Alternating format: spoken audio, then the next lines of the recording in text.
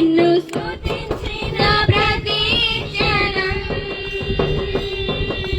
సుమధుర స్వరముల గానాలతో వేలాది దూతల గళములతో కొనియాడబడుచున్న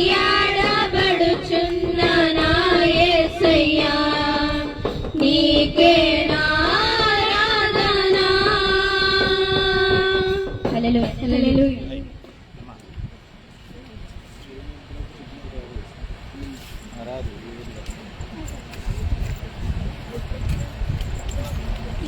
దేవునికి స్తోత్రం చెల్లిద్దాం. హల్లెలూయా హల్లెలూయా హల్లెలూయా. ముందుగా మన ప్రభువును రక్షకుడైన యేసుక్రీస్తు నామానికి స్తోత్రం చెల్లిస్తూ ఈ శిలువ ధ్యాన కూడికలను ఇంత వైభవంగా లేక ఆధ్యాత్మికంగా జరుపుకోవడానికి దేవుడు ఈ 2026 సంవత్సరంలో కూడా ఆయన దీవెన మనకు దయచేసినందుకై నేను దేవునికి వందనాలు చెల్లిస్తూ, అలాగే ఈ కూడికల నిమిత్తమై ప్రార్థించినప్పుడు, ప్రకటించినప్పుడు ముందుకు వచ్చి కుటుంబాలలో జరుపుకుంటున్నటువంటి ప్రతి కుటుంబానికి ఆ యొక్క సంఘ సభ్యులకు నా హృదయపూర్వకమైనటువంటి వందనాలు నేను తెలియజేస్తా ఉన్నాను. అంతేకాకుండా ఈ కూడికలలో ఉందాతనంగా చక్కగా భక్తిగా మీరందరూ కూడా పాలు పంపులు పొందుతూ విజయ పదములు నడిపిస్తున్నందుకు ముఖ్యంగా మీకు నా హృదయపూర్వక ధన్యవాదాలు తెలియజేస్తున్నాను. గతం కంటే మించినటువంటి రీతిగా ప్రభు ఈ సంవత్సరం మనల్ని నడిపిస్తున్నాడని చెప్పడంలో ఏమాత్రం కూడా సందేహం లేదు. ఎందుకంటే మనం అంచెలంచెలుగా ఎదిగి ఫలించాలన్నటువంటిది దేవుని యొక్క ఉద్దేశమైన కారణం చేతనే ప్రభు ఈ కార్యములో మనల్ని నడిపిస్తా ఉన్నాడు. కనుక ముందుగా మా సంఘ సభ్యులు, మా సంఘ పెద్దగారైనటువంటి మా కోర్ ట్రెజరర్ గారైనటువంటి మరి తానికొండ ప్రతాప్ గారికి, రత్నకుమార్ గారికి, లీగా మర్సీ సెక్రటరీగా ట్రెజరర్ గా వారు ఉన్నారు. వారికి నా అభినందనలు నేను తెలియజేస్తా ఉన్నాను. వారి బిడలు ఈ యొక్క కూడికను బలవంతమేం కాకుండా వారే ప్రార్థనాపూర్వకంగా ఆలోచించి ఈ కూడికను జరుపుకోవడానికి సంతోషంతో ముందుకు వచ్చినందుకు వారికి నా అభినందనలు తెలియజేస్తూ ఉన్నాను. గత సంవత్సరం కంటే ఈ సంవత్సరం దేవుడు మనలను ప్రగతి పదములో నడిపిస్తున్నాడని చెప్పడంలో ఏమాత్రం కూడా సందేహం లేదు. మన కన్నలయ్య గారు మనతో ఉండవు ప్రతి కూడికలో కూడా, అలాగే వారి యొక్క కుమారుడు వర్ధన్ గారు, రెవరెండ్ వర్ధన్ గారు కూడా మనతో ఉండి ఈ యొక్క కూడికలలో పాటలు పాడుతూ దేవుని యొక్క వాక్యాన్ని అందిస్తూ మనలను సపోర్ట్ చేస్తూ ఈ యొక్క కూడికలను దీవెనకరముగా జరుగుతున్నటువంటి మా ప్రియులకు నా హృదయపూర్వక ధన్యవాదాలు తెలియజేస్తున్నాను. అలాగే సంఘ పెద్దలకు, కమిటీ వారికి, పాల్గొన్న ప్రతి వారికి నా హృదయపూర్వక ధన్యవాదాలు తెలియజేస్తూ ఉన్నాను. దేవుడు మన సంఘములను ఆశీర్వదించును గాక, దేవుడు ఈ గ్రామాన్ని దీవించును గాక. అంతేకాకుండా ఈ రాత్రి ఈ కుటుంబం ఆహ్వానించిన మేరకు ఇంటర్ డినామినేషన్ అంటే మన సహోదరి యొక్క సంఘము కూడా ఈ రాత్రి మనతో కూడా ఉండడం అనేటువంటిది, భక్తి కలిగిన ప్రార్థిస్తున్నటువంటి వ్రత దినాలలో ఉన్నటువంటి వారు కూడా ఈ స్థలములో ఉండి దేవుని యొక్క వాక్యమును వినడానికి వచ్చినందుకు వారికి కూడా నా ప్రత్యేకమైనటువంటి వందనాలు తెలియజేస్తున్నాను. ఈ పల్లెలో 2 సంఘాలు పనిచేస్తున్నాయండి. ఈ 2 సంఘాల ద్వారా దేవుడు మహిమ తెచ్చుకోవాలి. దేవునికి స్తోత్రం కలుగును గాక. ఈ 2 సంఘముల కొరకు, పరిచర్య కొరకు, సేవ కొరకు మీరు ప్రార్థించాలని ప్రభు పేరట మీకు మనవి చేస్తా ఉన్నాను. మనం ప్రార్థన చేసుకుందాం. ఈ కుటుంబం కొరకు ప్రార్థన చేద్దాం, ఈ కూడికల కొరకు ప్రార్థన చేద్దాం. అలాగే ఇక్కడ ఉన్నటువంటి దేవుని వాక్యమును ప్రబోధిస్తున్నటువంటి దైవ సేవకుల కొరకు మనము ప్రార్థన చేసుకుందాం. ఓ పల్లవ పాడుతుండగా మన మధ్యలో ఉన్నటువంటి ఎడ్ల ప్రకాష్ రావు గారు ముందుగా ప్రార్థన చేస్తారు. ఆ తర్వాత చిన్నకుమారి గారు కూడా ఈ యొక్క కుటుంబం కొరకు ప్రార్థన చేయాలని, ఈ కొడుకుల కొరకు ప్రార్థన చేయాలని, సంఘం కొరకు ప్రార్థన చేయాలని నేను మనస్ఫూర్తిగా ఈ సమయంలో కోరుతూ ఉన్నాను. వారి 2 బిడ్డలకు కూడా మరి ఎగ్జామ్స్ రాస్తా ఉన్నారు. 10th క్లాస్ ప్రారంభమైనాయి, ఇంటర్మీడియట్ జరుగుతూ ఉన్నాయి. ఈ యొక్క కుడికల ద్వారా మనం చేసే ప్రార్థన వలన ఆ బిడ్డలకు గొప్ప విజయం అనుగ్రహించినట్లు మనము ప్రార్థన చేసుకుందామండి. ఈ పల్లవ పాడిన తదుపరి ప్రకాష్ రావు గారు ప్రార్థనలో నడిపించవలసిందిగా మనం చేస్తూ ఉన్నాం. కల్వరి గిరిపై సిలువ భారము భరించితివా ఓ నా ప్రభువా, కల్వరి గిరిపై సిలువ భారము భరించితివా ఓ నా ప్రభువా నా పాపముకై నీ రక్తమును సిలువపైన అర్పించితివా నా పాపముకై నీ రక్తమును సిలువపైన అర్పించితివా. ప్రకాష్ రావు గారు ప్రార్థన నడిపిస్తారు. స్తోత్రం స్తోత్రం స్తోత్రం. హల్లెలూయా హల్లెలూయా హల్లెలూయా. ప్రేమగల తండ్రి యేసయ్యా నీకే వందనాలు స్తోత్రం చేస్తున్నాము. ఇదిగో నా ప్రభువా, మరి నాయన జరిగినటువంటి అనేకమైన రాత్రులు నాయన ఈ యొక్క బసం బుధవారం నుంచి నా ప్రభా జరుగుతున్నటువంటి ఈ ఆరాధన కూడికలో నా ప్రభా మీరు ఉన్నారని మేము ఎంతగానో ఆశిస్తున్నాము. నాయన నీకే వందనాలు స్తుతి స్తోత్రం నా ప్రభా. మీరు లేని లేకపోతే ప్రభా మేము నాయన ఏమి కూడా చేయలేము కనుక దయగలవాడ నీకే వందనాలు స్తోత్రాలు.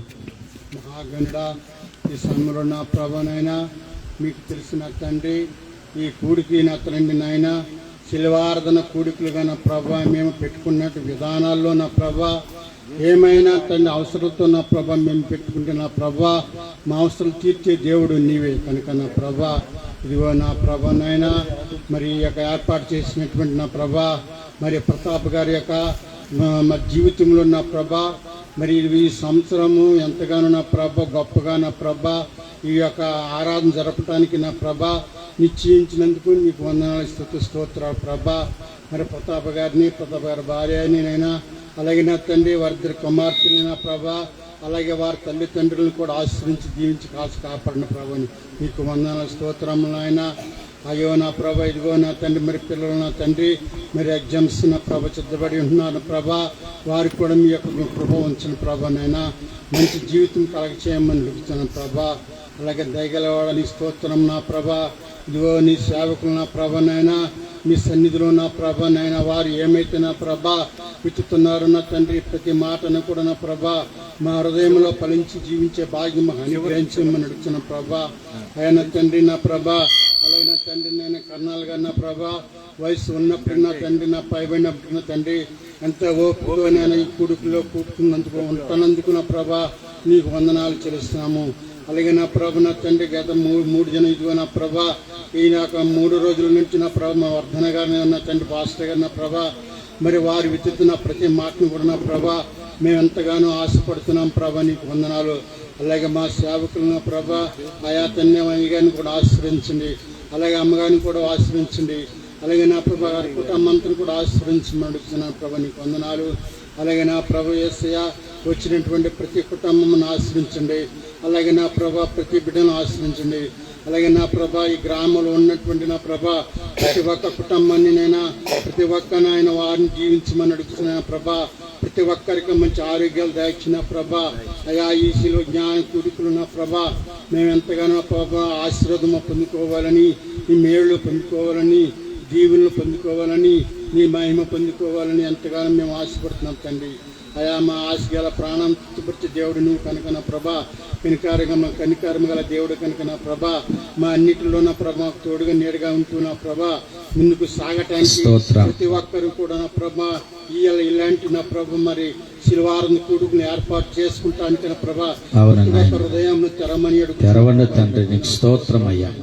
అలాగే నా ప్రభ మరి ఇంకా సేవకులు నా ప్రభ ఇంకా మంచి మంచి వర్తమానం అందిస్తానికి కృప చూపించమని కూడా నేను అడుగుతున్నాను ప్రభా. నాయన ప్రతి ఒక్కరికి నా ప్రభ హృదయం ప్రేరేపించి నాయన నీ సన్నిధిలో కూడుకు సహాయం దాచేయమని ఆయా మహిమ గలవాడ నా ప్రభ మన తండ్రి మా యొక్క మందిరం కొరకు ఎంతో మేము ప్రభా ఎంతో ఆశపడుతున్నాము ఎంతో నా ప్రభ మేము నైనా దుఃఖిస్తున్నాము. మా దుఃఖమును నా ప్రభ తీర్చే దేవుడు నీవే. మా దుఃఖంలో నా ప్రభ నేను ఆశీర్వదించేవాడు నీవే కనికరించేవాడు నీవే నా ప్రభ.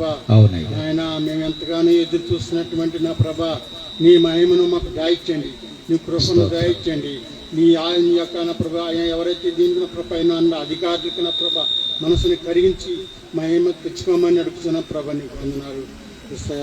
చిన్న ప్రార్థన ఆలకించినైనా మీరే మహిమ గంట ప్రభను పొందుకోమని నజరేయుడైన క్రీస్తు నామములో మొరపెట్టుకుంటున్నాను తండ్రి.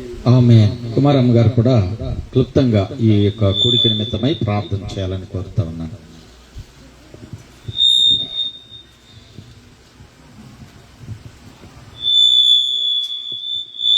ఇటు చూపించబాకమ్మా, అటు పెట్టుకో, నీ వైపు తిప్పుకో మైకు.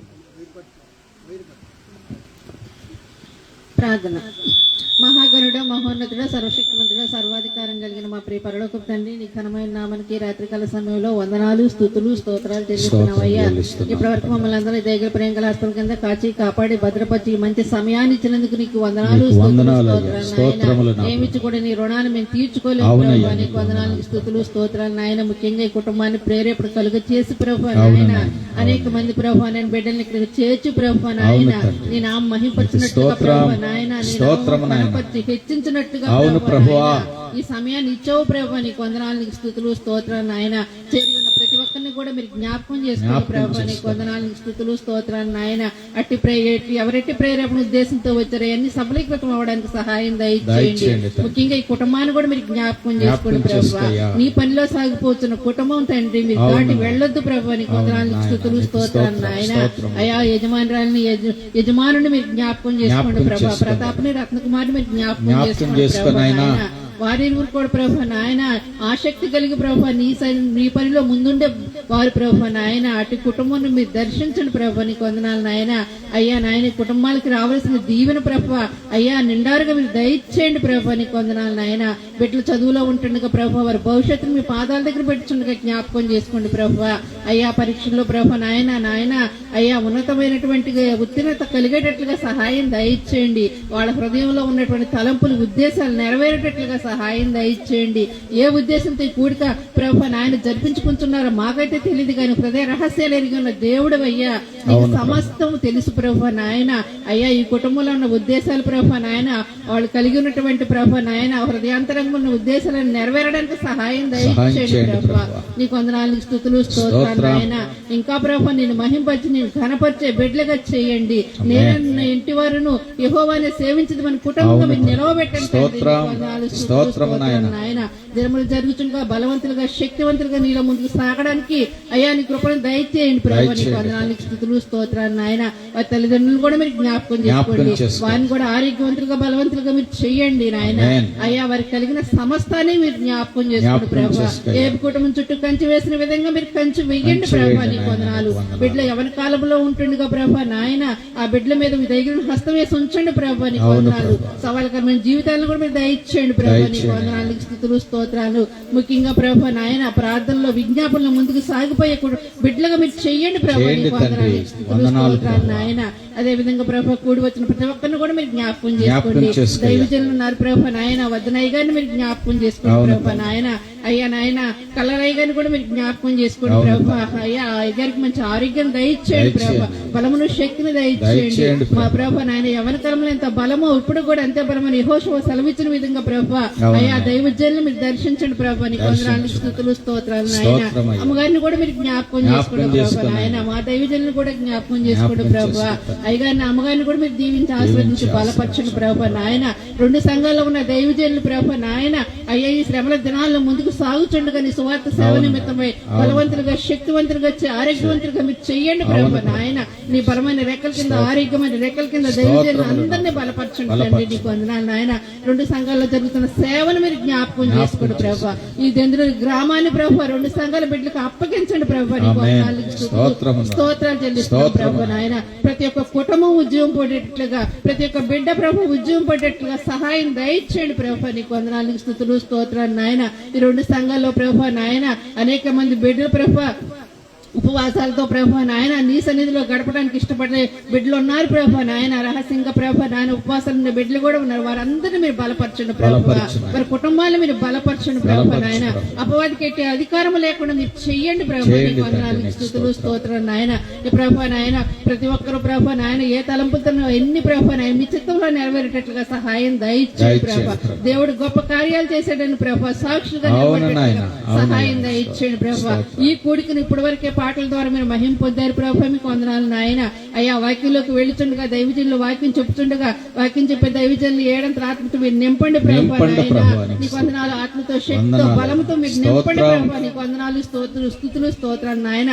ఆ వాక్యం మా హృదయాల్లో క్లియర్ చేయడానికి సహాయం దయచేయండి ప్రభు. నీకు వందనాలు నాయన. అయ్యా మీరు ఇప్పటి వరకు ప్రభు నడిపించడం ముందున్న సమయాన్ని ప్రభు నాయన మా కొరకు దీవెనకరంగా ఆశీర్వాదకరంగా చెయ్యండి ప్రభు. ఈ కార్యక్రమం అంతా క్రమంగా మర్యాదగా జరగడానికి సహాయం దయచేయమని యేసు పరిశుద్ధ నామమును బట్టి ప్రార్థించి అడిగి వేడుకొంచున్నాను పరలోకపు తండ్రి. ఆమేన్. అందరూ కలిసి ప్రభు నేర్పిన ప్రార్థన చెప్పుకుందాం. పరలోకమందున్న మా తండ్రి, నీ నామం పరిశుద్ధపరచబడుగాక, నీ రాజ్యం వచ్చును గాక, నీ చిత్తం పరలోకమందు ఎలాగో అలాగే భూమి యందు నెరవేరునుగాక. మా అనుదిన ఆహారం నేడు మాకు దయచేయి.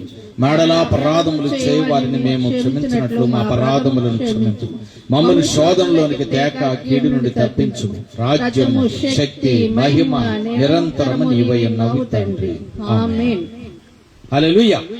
ప్రార్థించిన ఇరువురికి యేసుక్రీస్తు నామములో వందనాలు.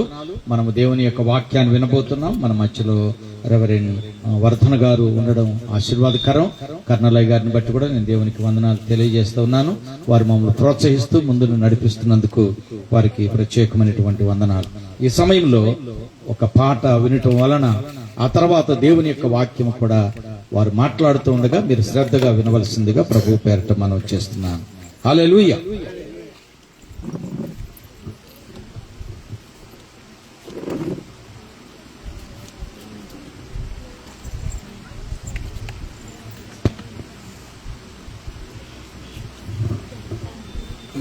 Praise the Lord.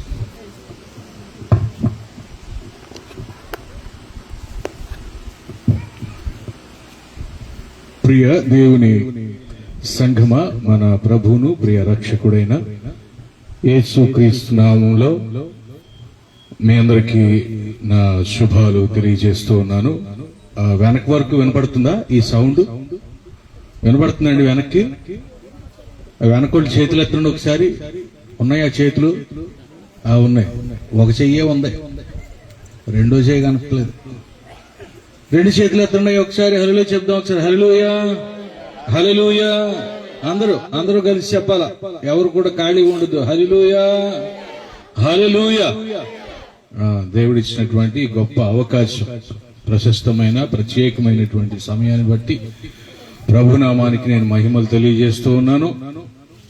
మరి అనుకున్నటువంటి కుర్రోళ్ళు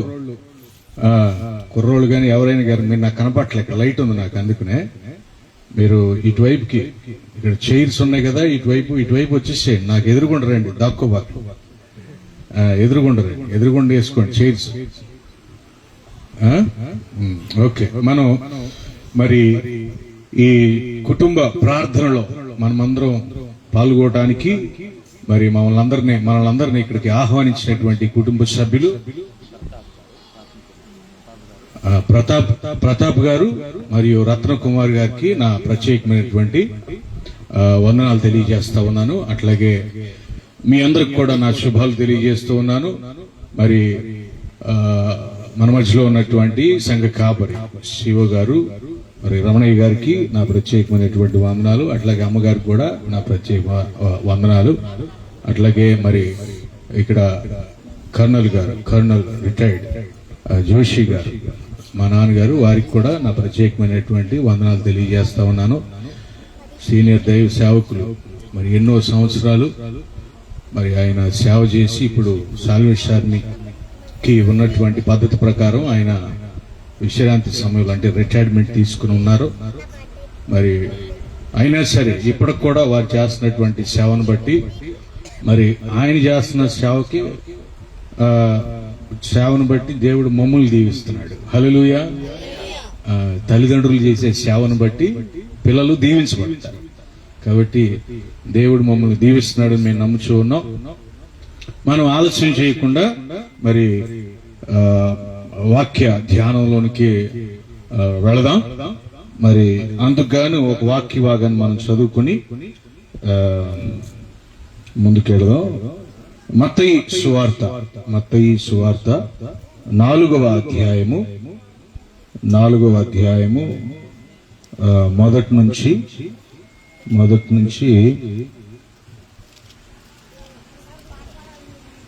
11 వచనాలు చక్కగా చదివేవారు.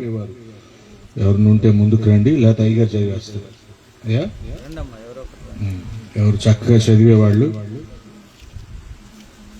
రండి, ముందుకు రండి. ఆ మైక్ ఏది? ఆ మైక్, ఇంకో మైక్ ఉండాలి మీ చేతిలో. అది పనిచేస్తుందా? ఇవ్వండి, చదివే వాళ్ళకి ఇవ్వండి.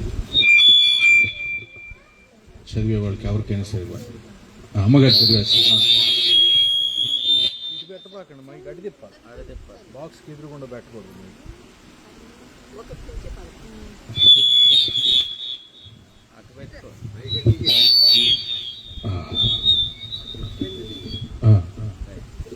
చూడండి, వస్తుంది చూడండి. మత్తయి సువార్త 4వ అధ్యాయం మొదటి నుంచి 11 వచనాలు. అప్పుడు యేసు అపవాది చేత శోధింపబడుటకు ఆత్మ వలన అరణ్యమునకు కొనిపోబడెను. 40 దినములు 40 రాత్రులు ఉపవాసముండిన పిమ్మట ఆయన ఆకలిగొనగా ఆ శోధకుడు ఆయన యొద్దకు వచ్చి, నీవు దేవుని కుమారుడవైతే ఈ రాళ్ళు రొట్టెలగునట్లు ఆజ్ఞాపించుమనెను. అందుకాయన, మనుష్యుడు రొట్టె వలన మాత్రము కాదు గాని దేవుని నోటి నుండి వచ్చు ప్రతి మాట వలనను జీవించును అని వ్రాయబడి ఉన్నదనను. అంతటా అపవాది పరిశుద్ధ పట్టణమునకు ఆయనను తీసుకొని పోయి దేవాలయ శిఖరమున ఆయనను నిలవబెట్టి, నీవు దేవుని కుమారుడవైతే క్రిందికి దుముకుము, ఆయన నిన్ను గూర్చి తన దూతలకు ఆజ్ఞాపించును.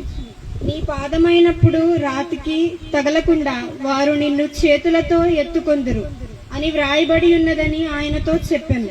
అందుకు యేసు, ప్రభువైన నీ దేవుని నీవు శోధింపవలదని మరి ఒక చోట వ్రాయబడి ఉన్నదని వానితో చెప్పాను. మరలా అపవాది మిగుల ఎత్తైన ఒక కొండ మీదికి ఆయనను తోడుకొని పోయి ఈ లోక రాజ్యములన్నిటినీ వాటి మహిమను ఆయనకు చూపి, నీవు సాగిలపడి నాకు నమస్కారము చేసిన ఎడల వీటన్నింటినీ నీకిచ్చదనని ఆయనతో చెప్పగా, యేసు వానితో, సాతానా పొమ్ము, ప్రభువైన నీ దేవునికి మ్రొక్కి ఆయనను మాత్రము సేవింపవలను అని వ్రాయబడి ఉన్నదనెను. అంతటా అపవాది ఆయనను విడిచిపోగా, ఇదిగో దేవదూతలు వచ్చి ఆయనకు పరిచర్య చేసిరి. దేవుడు తన ప్రార్థన. మహాఘనుడవు, పరిశుద్ధుడవు ప్రభు, మీ శ్రేష్టమైన నామానికి స్తుతియు ఘనత మహిమలు తెలియజేస్తూ ఉన్నాం. ఆకాశమును సింహాసనముగా ఈ భూమిని పాదపీఠముగా చేసుకుని నిత్యము వేవేల దూతలతో కొనియాడబడుచున్న నిత్యుడవు తండ్రి, అద్వితీయుడవు, ఆది సంభూతుడవు, ఆలోచనకర్తవు ప్రభు, ఈ లోకానికి సమాధానాన్ని ప్రకటించినటువంటి దేవాతి దేవుడు. ఇదిగో నాయన, నాటి నుంచి మేము క్రైస్తవులము, మీరు రాకడ కోసం ఎదురు చూసేటువంటి విశ్వాసులు ప్రభు. మీరు శిలువలో చేసినటువంటి త్యాగాలను తలపోసుకుంటూ ఈ 40 రోజులు మేము చేస్తున్నటువంటి ఈ ఉపవాస దినములను మీరు దీవించండి. ఇదిగోనైనా ఈ రోజులలో ఎవరైతే పశ్చాత్తాపము కలిగి తమ ప్రాణాత్మ దేహములను మీకు అప్పగిస్తూ ఉన్నారు, ఇదిగో వారిని దృష్టీకరించండి. మరి ముఖ్యంగా ఇదిగో ఈ కుటుంబంలో మేము చేరాము, కుటుంబ సభ్యులందరినీ మీ చేతులకు అప్పగిస్తూ ఉన్నాం. కూడి వచ్చిన చిన్నపిల్లలు, యవనస్తులు, స్త్రీలు, పురుషులు, ఈ సౌండ్ ద్వారా వింటున్నటువంటి ప్రతి ఒక్కరిని మీరు ఆశీర్వదించండి. మీరు మాతో మాట్లాడండి, మీరు మాత్రమే మహిమ పొందండి. యేసు నామములో అడుగుచున్నాము తండ్రి, ఆమేన్.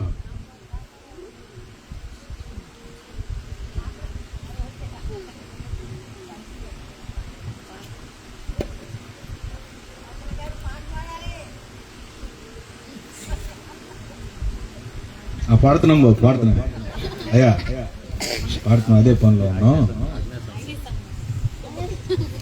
Praise the lord.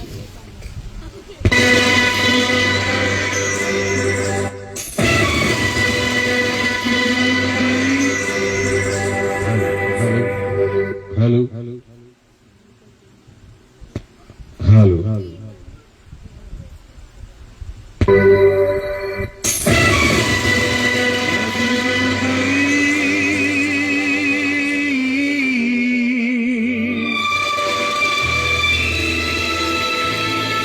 కరుణరథం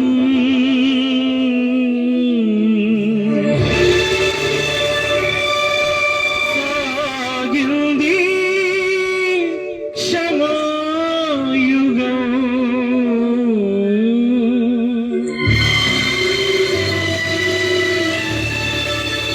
మనిషి కొరకు దైవమే కరిగి వెలిగే కాంతి పథం.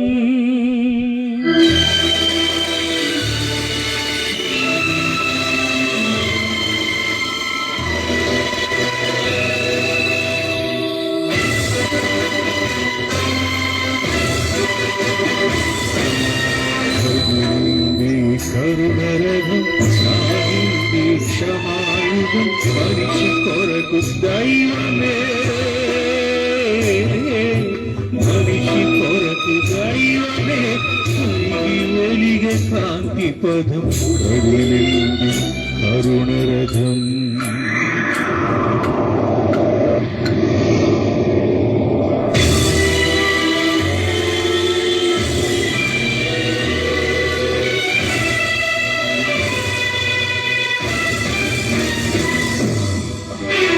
మనుషులు చేసిన పాపం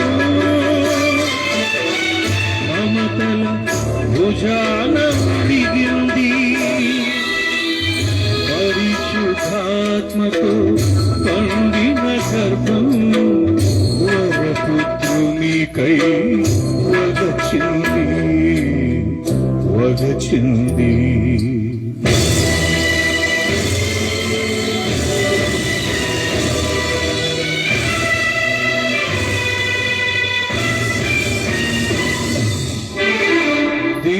జనాళికై దైవ కుమారుడు పంచిన రొట్టెలే రాళ్ళైనాయి.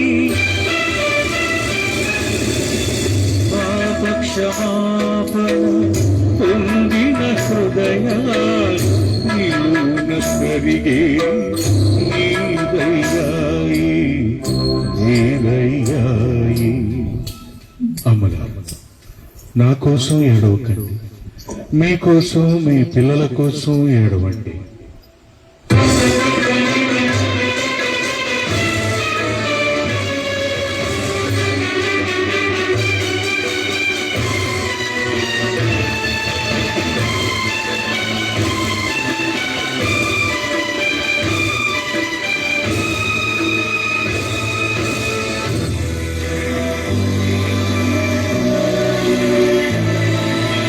ద్వేషం, అసూయ, కార్పణ్యం ముళ్ళ కిరీటమైంది.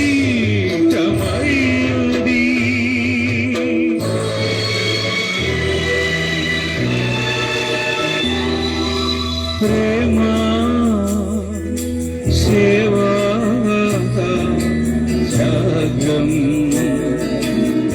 చిలిమినిత్తురై ఒలికింది ఒలికింది.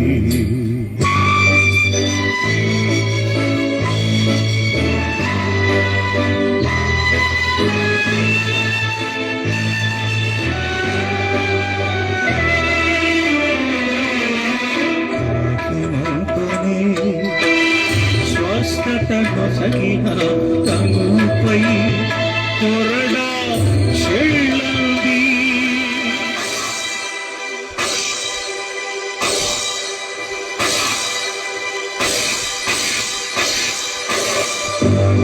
అమానుషాన్ని అడ్డుకోలేవు నగల ప్రాణం అల్లాడింది అల్లాడింది.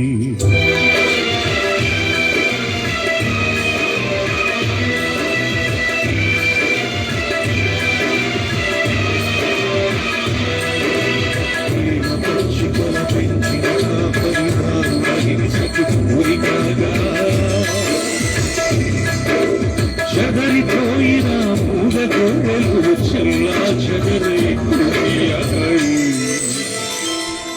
చెల్లా చెదరై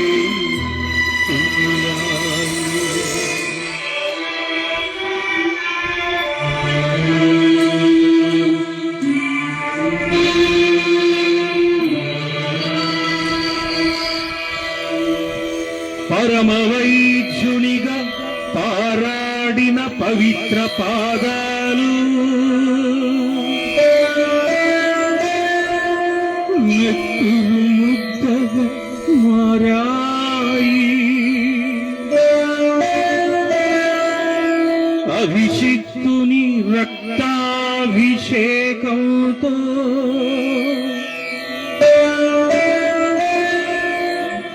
ధరణి ద్రవించి ముద్దాడింది.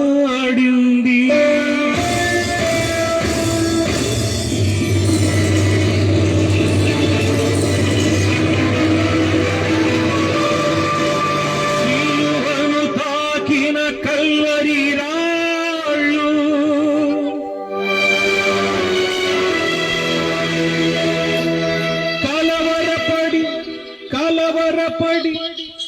కలవరపడి అరిచాయి.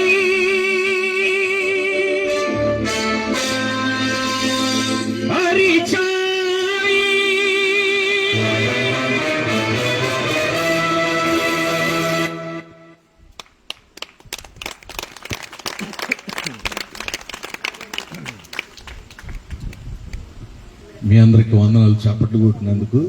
అవి అనుకున్నవాడు కొట్టలేదంటే వాళ్ళకి వినపడలేదని నాకు అర్థమవుతుంది. చప్పట్లు కొట్టండి అంతే, కానుకలు కాదు. నేనేమన్నా చప్పట్లు కొట్టండి ఒకసారి. చప్పట్లు దేవుని నామానికి మహిమ. చప్పట్లు కొట్టమంటే ఏంటి? చప్పట్లు కొట్టడం వల్ల 2 లాభాలు ఉన్నాయి. ఒకటి, దోమలు ఎగిరిపోతాయి. రెండోది, మీలో ఉన్నటువంటి బద్ధకం ఎగిరిపోతుంది. కొంతమంది ఆల్రెడీ ఎన్ని గంటలు కుదులుతాడు పాపం అని అనుకుంటున్నారు. ఈ 2 రోజులు 3 రోజులు చూశారు కదా, వదులుతాడా వదలడా? దేవుని వాక్యాన్ని వినటానికి దేవుడు మనకు సమయాన్ని ఇచ్చాడు. ఈ సాయంకాలం బాబు, అయ్యా డాన్సరా, కూర్చో కూర్చో. మధ్యలో డాన్స్ వేసేవాడు దయచేసి వెళ్ళిపోవచ్చు. నిశ్శబ్దంగా వింటే కొంచెంసేపు వినండి, అంతవరకు. దేవుని మన సభలను మనమే గౌరవించుకోలేకపోతే మనకి విలువ ఉండదు ఇక దేవుని దగ్గర. పిల్లలు, మీ తల్లిదండ్రులు మీ పిల్లల్ని జాగ్రత్తగా దగ్గరికి తీసుకోండి, అల్లరి చేయకుండా చూసుకోండి. కొంచెం సేపు దేవుని వాక్యాన్ని చాలా జాగ్రత్తగా, శ్రద్ధగా, భయముతో, భక్తితో వినండి. దేవుడి రాత్రికాలం మీతో ఏం మాట్లాడతాడనే విషయాన్ని మీరు ప్రార్థనాపూర్వకంగా మీరు సిద్ధంగా ఉండాలి. మీ హృదయాలను దేవునికి ఇవ్వాలి. మీ హృదయాలను దేవునికి ఇస్తే అప్పుడు ఆ హృదయంలో దేవుడు జీవాహారాన్ని నింపుతాడు. మీ హృదయాలన్నీ ఇప్పుడు ఖాళీగా ఉండాలి. హృదయంలో ఖాళీగా ఉంటే వాక్యం చాలా తేలిగ్గా వెళ్ళుద్ది. హృదయాలు ఖాళీగా లేవనుకోండి, అంటే ఇక్కడ కూర్చున్నా సరే ఇంకా ఏంటంటూ లోకానికి సంబంధించిన విషయాలు ఆలోచిస్తా ఉన్నారనుకో, దేవుని వాక్యము హృదయంలోకి చేరదు. కాబట్టి దయచేసి మీ అందరినీ సేవకుడిగా నేను కోరే విషయం ఏంటంటే, మీ హృదయాలన్నిటినీ దేవునికి సమర్పించి చక్కగా, అయా నా హృదయంలో జీవవాక్యాన్ని నింపండి అని మీరు దేవునికి ఆ హృదయాన్ని అప్పచెప్పండి. దేవుడు మీ హృదయాలను తృప్తిపరచును గాక. ఆమేన్. చదవబడినటువంటి వాక్య భాగంలో మనం గమనించగలిగితే, ఇక్కడ యేసు క్రీస్తు వారు పరిచర్య ప్రారంభిస్తూ ఉన్నాడు. ప్రారంభించడానికి ముందుగా ఆయన 40 రోజులు ఉపవాసం ఉండటాన్ని మనం ఇక్కడ గమనిస్తూ ఉన్నాం. క్రైస్తవ సాంప్రదాయం, క్రైస్తవ సంఘాలకు అసలు ఈ లెంట్ డేస్ ఎక్కడి నుంచి వచ్చాయి, అసలు ఎవరు దీన్ని పరిచయం చేసింది అని మనం కాస్త క్లుప్తంగా ఆలోచించగలిగితే మనం చరిత్రలోకి వెళ్ళాలి. చరిత్ర ఏంటి? చరిత్ర అంటే క్రైస్తవ చరిత్ర. చరిత్ర ఏం చెప్తుంది? మరి ఇది బైబిల్ ప్రకారం కరెక్టేనా అని చాలా మందికి అనుమానం. ఏం అనుమానం అవసరం లేదు. దేవుడు చక్కగా అన్ని విషయాలను బైబిల్ గ్రంథంలో మన కోసం పొందుపరిచి ఉంచాడు. అట్లాగే దైవజనులు వాటిని అంగీకరించి నేటి సంఘానికి వారు అందించారు. ఏది కూడా తీసివేయడానికి వీలు లేదు. ఎప్పుడు ఇది ప్రారంభమైందని సుమారుగా మనం కొంత క్లుప్తంగా మనం తెలుసుకోవడానికి ప్రయత్నం చేస్తే సుమారుగా 300 సంవత్సరం. ఆ 300 సంవత్సరం దాకా క్రైస్తవులకు స్వేచ్ఛ లేదు, స్వతంత్రం లేదు. క్రైస్తవులకు హింసాకాలం. క్రైస్తవులను హింసించినటువంటి రాజులలో ముఖ్యంగా నీరో చక్రవర్తి ఒక పేరు వినపడుతుంది. తర్వాత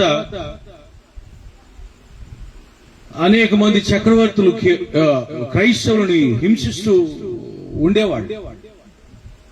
చంపటం యేసు క్రీస్తు పేరు ఎత్తితే చాలు నడి రోడ్డు మీద చంపేశారు. భయంకరమైనటువంటి పరిస్థితులు నీరో చక్రవర్తి కాలంలో.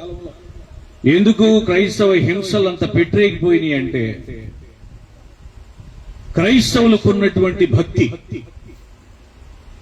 క్రైస్తవులు కొట్టినా ఏమంటలా, తిట్టినా ఏమంటలా, క్రైస్తవులు చంపినా ఏమంటలా. పౌరుషం లేదా క్రైస్తవులకి? రోషం లేదా క్రైస్తవులకి? వీళ్ళేదో కొత్త దేవుణ్ణి పరిచయం చేస్తున్నారు. మాకు ఇప్పుడు దాకా మేము పూజించే దేవుడి పరిస్థితి ఏంటి? ఇట్లా రకరకాలుగా రాజకీయ కుట్రలు, సిద్ధాంతాల కుట్రలు, దేవుని గూర్చినటువంటి కుట్రలు, అధికారానికి సంబంధించిన కుట్రలు, భయంకరమైన కుట్రలన్నీ ఎవడికి పగున్నా సరే ఎవరి మీద తీర్చుకునేవాళ్ళు అంటే క్రైస్తవుల మీదే తీర్చుకునేవాడు. ఎవడో కోపం వచ్చిన క్రైస్తవులనే హింసించేవాడు. భయంకరమైనటువంటి పరిస్థితి. స్వేచ్ఛ లేనటువంటి, స్వతంత్రం లేనటువంటి రోజులు. ఇప్పుడంటే మనకి భారతదేశ రాజ్యాంగం ప్రకారం మనకి చక్కగా స్వేచ్ఛ ఉంది, మత స్వేచ్ఛ ఉంది. ఆర్టికల్ 25, 26, 27 ప్రకారం మత స్వేచ్ఛ ఉంది. చక్కగా నచ్చినటువంటి మతాన్ని ఆచరించవచ్చు, నచ్చినటువంటి మతాన్ని మనం ప్రాక్టీస్ చేయొచ్చు. ఎవరైనా మతాన్ని స్వీకరిస్తానంటే ఆహ్వానించవచ్చు. ఇదంతా భారతదేశంలో నేటి దినాల్లో ఉన్నటువంటి స్వతంత్రం. కానీ ఆ రోజుల్లో యూదయా ప్రజలకు లేకపోతే యూదులకు స్వేచ్ఛ లేనటువంటి సమయం.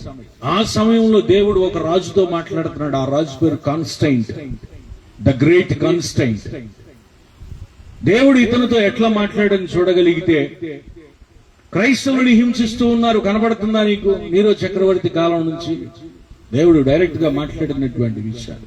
నీరో చక్రవర్తి కాలంలో క్రైస్తవుని ఎట్లా హింసించేవాళ్ళంటే వాళ్ళకొక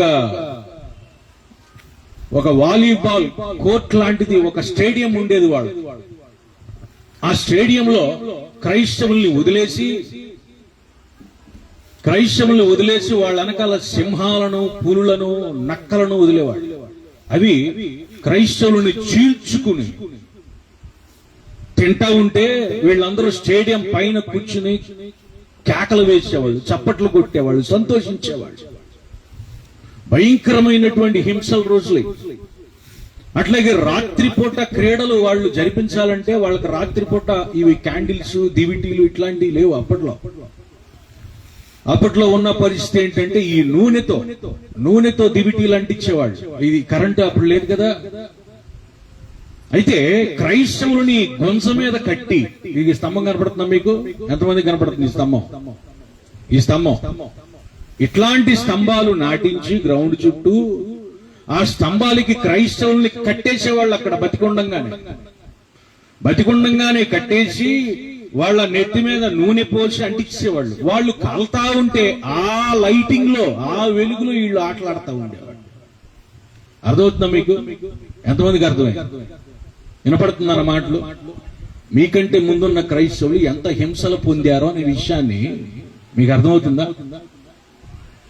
ఆ హింసలతో పోల్చుకుంటే ఇప్పుడు మనం చూసే హింసలు లేకపోతే శ్రమలు, అసలు మన శ్రమలే కాదు ఇంకా చెప్పాలంటే. ఎద్దులతో పొడిపించి చంపేవాళ్ళు, కొరడాలతో కొట్టి చంపేవాళ్ళు, శిలువలు ఎక్కించి చంపేవాళ్ళు.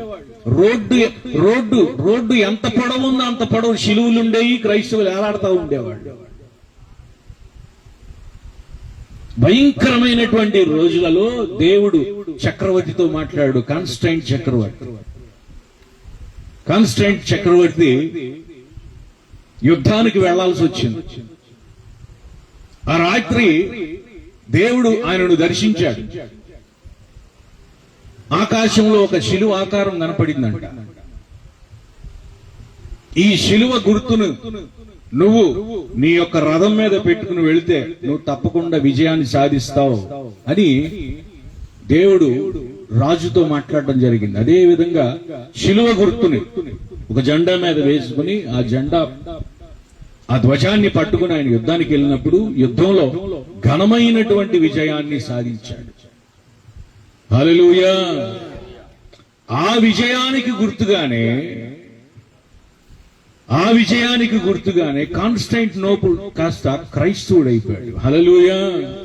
క్రైస్తవుడైపోయి క్రైస్తవులందరికీ స్వేచ్ఛను స్వాతంత్ర్యాన్ని ప్రకటించాలని చెప్పి మిలాన్ శాసనాన్ని ఆయన విడుదల చేశాడు. ఆ మిలాన్ శాసనంలో ఉన్నటువంటి మత స్వేచ్ఛే ఈ రోజు రాజ్యాంగంలో రాయబడినటువంటి మత స్వేచ్ఛ. చప్పట్లు కొట్టి ప్రభువును మహిమపరచండి. ఎక్కడి నుంచి వచ్చిందనుకుంటున్నారు మీకు మత స్వేచ్ఛ? నాటి పితరులు, నాటి క్రైస్తవులు రాజ్యాంగంలో రాసినవన్నీ క్రైస్తవ దేశాలకు సంబంధించినయే సెక్షన్స్ అన్ని. తెలుసా మీకు? దేవుడిచ్చినటువంటి ఆ గొప్ప విజయాన్ని బట్టి కాన్స్టాంటినోపుల్ క్రైస్తవులందరికీ స్వాతంత్ర్యాన్ని, స్వేచ్ఛను ప్రకటించాడు. అప్పటి నుంచి క్రైస్తవులకి ఆరాధనలు చేసుకునే అవకాశం దొరికింది. దేవుణ్ణి బహిరంగంగా ఆరాధించుకునే ఓయ్ సరికూర్చు. అపవాది ఊళ్ళని దూరేస్తుంది. పిల్లలు లేదు, పెద్దలు లేదు. సరికూర్చో, కూర్చో, గొడవ చేయబ్బా. దేవుడిచ్చినటువంటి ఆ విజయాన్ని బట్టి కాన్స్టాంటినోపుల్ క్రైస్తవులందరికీ గొప్ప బహుమతినిచ్చాడు. అదేంటంటే మీకు స్వతంత్రం వచ్చింది, మీరు చర్చిలు కట్టుకోవచ్చు, మీరు ఆరాధించుకోవచ్చు, ఇక మిమ్మల్ని ఎవరు హింసించడానికి వీల్లేదని చట్టాన్ని రాశాడు. క్రైస్తవుల జోలికి వెళ్ళడానికి ఎవడికి వీలు లేదు. ఆయనే నైసియా సభ అని ఒకటి ఏర్పాటు చేశాడు. అప్పటికి ఉన్నటువంటి బిషప్స్, డీకన్స్ అందరూ కలిసి పెద్ద పెద్ద క్రైస్తవ తరపున ఉన్నటువంటి పెద్ద పెద్ద అయ్యగారులు, పాస్టర్ గారు, వాళ్ళందరూ కలిసి పెట్టినటువంటి ఒక సభ. అందరిని పిలిపించి అన్ని దేశాల నుంచి పిలిపించారు. నైసియాలో జరిగింది కాబట్టి దాన్ని నైసియా సభ అన్నారు. 325వ సంవత్సరంలో జరిగినటువంటి నైసియా సభ. ఈ సభలో నిర్ణయించిన విషయమే 40 రోజుల ఉపవాస దినములు. హల్లెలూయా. ఆ నిర్ణయాలు తీసుకుంది. ఇప్పుడు సాల్వేషన్ ఒక డినామినేషను, సిఎస్ఐ ఒక డినామినేషను, లూథరన్ ఒక డినామినేషను, బాప్టిస్ట్ ఒక డినామినేషన్, అట్లా అన్ని డినామినేషన్ కలిసినటువంటి ఒకళ్ళు పెద్దలు ఉంటారు కదా, వాళ్ళందరూ తీసుకున్నటువంటి నిర్ణయాలు. అట్లాగే దేవుడు ఇచ్చినటువంటి ఆ గొప్ప జీవితానికి గాను మహిమకరముగా ఇదిగో ఈ రోజులు 40 రోజులు యేసు క్రీస్తు వారు చేసినటువంటి 40 రోజుల ఉపవాసం. ఇప్పుడు చదివినటువంటి వాక్యాన్ని బట్టే ఆ 40 రోజుల ఉపవాసాన్ని క్రైస్తవ సాంప్రదాయం ప్రకారము ఇదిగో ఈ యొక్క పద్ధతిని తర్వాత తరమైనటువంటి మనకి వాళ్ళు ఇవ్వటం జరిగింది. దేవుడిచ్చినటువంటి ఘన విజయానికి గుర్తుగా ఇదిగో 40 రోజులు. ఈ 40 రోజులు ఏమేమి చేయాలి? మళ్ళీ ఒక లిస్ట్ ఉంది దానికి. ఈ 40 రోజులు పశ్చాత్తాపముతో కూడినటువంటి ప్రార్థనలు జరగాలి. ఈ 40 రోజులు దాన ధర్మాలు జరగాలి. ఈ 40 రోజులు బాప్తిస్మాలు జరగాలి. ఈ 40 రోజులు సేవ, పేదలకు సేవ చేయాలి. ఈ 40 రోజులు ఏమేమి చేయాలో అంత లిస్ట్ అంతా వాళ్ళు తీసుకొచ్చి ఇచ్చారు సంఘాలకు. తర్వాత డినామినేషన్ విడిపోయి ఎవరికాళ్ళు జలాచెదరైపోయి కేథలిక్స్, ప్రొటెస్టెంట్స్, ఈ రకరకాలుగా ఉన్నటువంటి ప్రజలు ఇక ఈనాటికి చూస్తే ఎవరి స్వేచ్ఛ వాళ్ళదే. పతోడు మాట్లాడతాడు. ఏం మాట్లాడతాడు? 40 రోజులు చేయమని బైబిల్లో ఉందా అంటాడు. అన్నీ ఉన్నాయి బైబిల్లో, నువ్వు చదవాలి. బైబిల్లో ఒక పదమే ఉంటది, దాని హిస్టరీ బయట చాలా ఉంటుంది. ఆ హిస్టరీ చరిత్ర అంతా తెలుసుకోవాలి. ఆ చరిత్ర అంతా తెలుసుకుని నువ్వు బోధించడానికి రావాలి. ఏమీ తెలియకుండా బైబిల్లో ఉందండి. బైబిల్లో రాయటానికి దేవుడు ఏమంటా ఉన్నాడంటే, రాయటానికి బైబిల్ సరిపోట్లా. సముద్రపు నీరంతటిని సిరాగా మలిచి, ఆకాశమును పుస్తకముగా మలిచి, ఆయన ప్రేమను వర్ణించడం రాయటం మొదలు పెడితే అవుద్దా? ఆయన చేసిన కార్యాల గురించి చెప్తూ ఉంటే సరిపోతుందా? ప్రియమైనటువంటి విశ్వాస, ప్రతి విషయాన్ని దేవుడు మొదటి శతాబ్దం నుంచి ఇప్పటి వరకు ప్రజలు ఎలా జీవించాలనే విషయం, ప్రతి విషయాన్ని రాసుకుంటూ వచ్చారు. ఇవన్నీ బిబ్లియోగ్రఫీ అంటారు. బిబ్లియోగ్రఫీ అంటే సైడ్ హెడ్డింగ్ ఉంటుంది అంతే. ఆ సైడ్ హెడ్డింగ్ ని పట్టుకుని మనం మిగతా విషయాలన్నీ ఎతకాలి. భారతదేశం అనేటువంటి పేరు ఒక బైబిల్లో ఉంది, ఇంకెక్కడ లేదు. హల్లెలూయా చెప్పండి, అందరూ చెప్పాలి హల్లెలూయా. చెప్పండి కొడుతూ ప్రభునామమును మహిమపరచండి. ఇండియా అనే పేరు బైబిల్లో మాత్రమే ఉంది, ఏ గ్రంథాల్లో లేదు. చూసుకోండి కావాల్సింది. మాది ఇండియా అని చెప్పుకోవటం కాదు. నీ గ్రంథంలో ఉందా? ఒప్పుకున్నావా?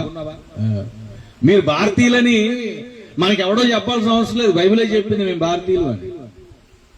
ఏమండి, ఎవరు చెప్పారు? చెప్పిందా? నీ గ్రంథం నిన్ను ఒప్పుకుందా? నా గ్రంథం నన్ను ఒప్పుకుంది ఇండియన్ అని. అందుకు గర్వించారు.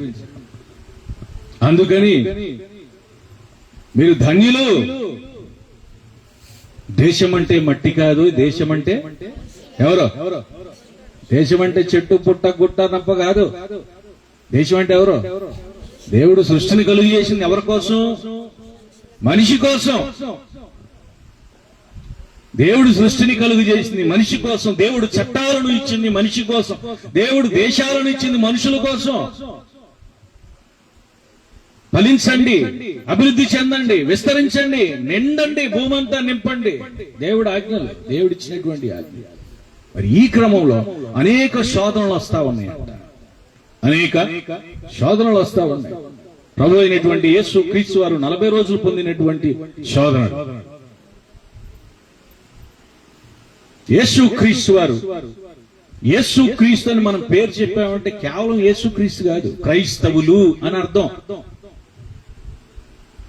యాకోబు అని పేరు చెప్తే యాకోబు ఒక్కడే కాదు, ఇశ్రాయేలు అని అర్థం. పెద్ద జనాంగం అది. అర్థమైంది నా మాట? ఎంతమందికి అర్థమైంది? ఇశ్రాయేలు అంటే ఒక్కడ కాదు, ఎంతమంది? ప్రపంచంలో ఉన్న అందరూ వాళ్లే. ఇశ్రాయేలు దేశాన్ని ఇప్పటికి కూడా కొట్టింది లేదు. ఇశ్రాయేలును ఓడించే దేశం ఏదీ లేదు ఇప్పటికీ లేదు. కానీ మొదట్లో ఉన్నటువంటి పరిస్థితి, ఇశ్రాయేలు పరిస్థితి ఏంటంటే పాపం, వాళ్ళు శోధనలు తట్టుకోలేకపోయారు. శోధనలు అప్పుడు నిలబడలేకపోయారు. కనాను దేశాన్ని ప్రవేశిస్తూ ఉన్నారు ఇశ్రాయేలు. ఆ సమయంలో వారికి కలిగినటువంటి అనేక శోధనలు, నేను ఒక 3 శోధనల గురించి చెప్తాను ఇక్కడ చదువుకున్నటువంటి వాక్య భాగంలో. యేసు క్రీస్తు వారు పొందినటువంటి 3 శోధనలు. ఈ శోధనలో ఇశ్రాయేలులు కూడా పొందారు. అయితే వాళ్ళు గెలిచారా లేదా, తట్టుకున్నారా లేదా అనే విషయాలు మనం క్లుప్తంగా చూసుకుంటూ వెళదాం. మొదటి శోధన గురించి చూడగలిగితే ఆయన మత్తయి సువార్త 4వ అధ్యాయం 3వ వచనంలో మనం చూడగలిగితే అక్కడ ఏమని రాసింది? ఆ శోధకుడు ఆయన యొద్దకు వచ్చి, నీవు దేవుని కుమారుడు అయితే ఈ రాళ్లను రొట్టెలుగా మార్చుకుని తినేసి. 40 రోజులు ఉపవాసం ఉన్నాడు యేసు క్రీస్తు వారు. ఇప్పుడు ఆయనకి ఆకలేస్తుంది. వెంటనే అపవాది వచ్చి ఏమంటున్నాడు? నువ్వు దేవుని కుమారుడు అయితే. అహం మీద కొడతాడు అపవాది. ఎక్కడ కొడతాడు? నువ్వు రెడ్డివైతే, నువ్వు చౌదరివైతే, నువ్వు నాయుడు అయితే, నువ్వు కాపు అయితే, నువ్వు మాలడు అయితే, నువ్వు మాదిగుడు అయితే రా అంటాడు. అర్థమైందన్నమాట? నువ్వు క్రైస్తవుడు అయితే, నువ్వు హిందువు అయితే, నువ్వు ముస్లిం అయితే రా చూసుకుందాం అంటే. నువ్వు పాస్టర్ గారు అబ్బాయి అయితే రా చూద్దాం, నువ్వు మాస్టర్ గారు అబ్బాయి అయితే రా చూద్దాం. దేవుడు ఎక్కడ కొడతాడు? అహం మీద కొడతాడు. అపవాది అహం మీద కొడతాడు. వచ్చి నీ అహం మీద కొడతాడు. చెప్తారు చాలా మంది, మా మనోభావాలు దెబ్బతింటున్నాయండి అంటారు చాలా మంది. అదే ఏంటి అండి? ఏ భావాలు? మనోభావాలు కాదయ్యి, మనువు భావాలు. ఏం భావాలు? మనువు భావాలు పోవాలా ఇంకా మనకి. అపవాది కూడా వచ్చి అదే అన్నాడు, నువ్వు దేవుని కుమారుడు అయితే, నీకు దమ్ముంటే ఈ రాళ్ళనే రొట్టెలుగా మార్చు చూద్దాం. ఆకలేస్తుందా నీకు? తినపతి చచ్చిపోతావు. అపవాది అక్కడ ఏదైనా తోటలో వేసింది అదే మాత్ర. ఆకలేస్తుందా? ఇది తిను, తింటే ఏం కాదు. తింటే చచ్చిపోతావు అంటే బలేవాడు, తినకపోతేనే చస్తావు. తింటే ఏం కాదు, తిను. అట్లా యేసుక్రీస్తు వారి మీద కూడా అపవాది ఏం చేశాడు? యేసుక్రీస్తు వారి అహం మీద కొట్టాలని ప్రయత్నం చేశాడు. కానీ ఇక్కడ ఆయన ఇస్తున్నటువంటి సమాధానం ఏంటి?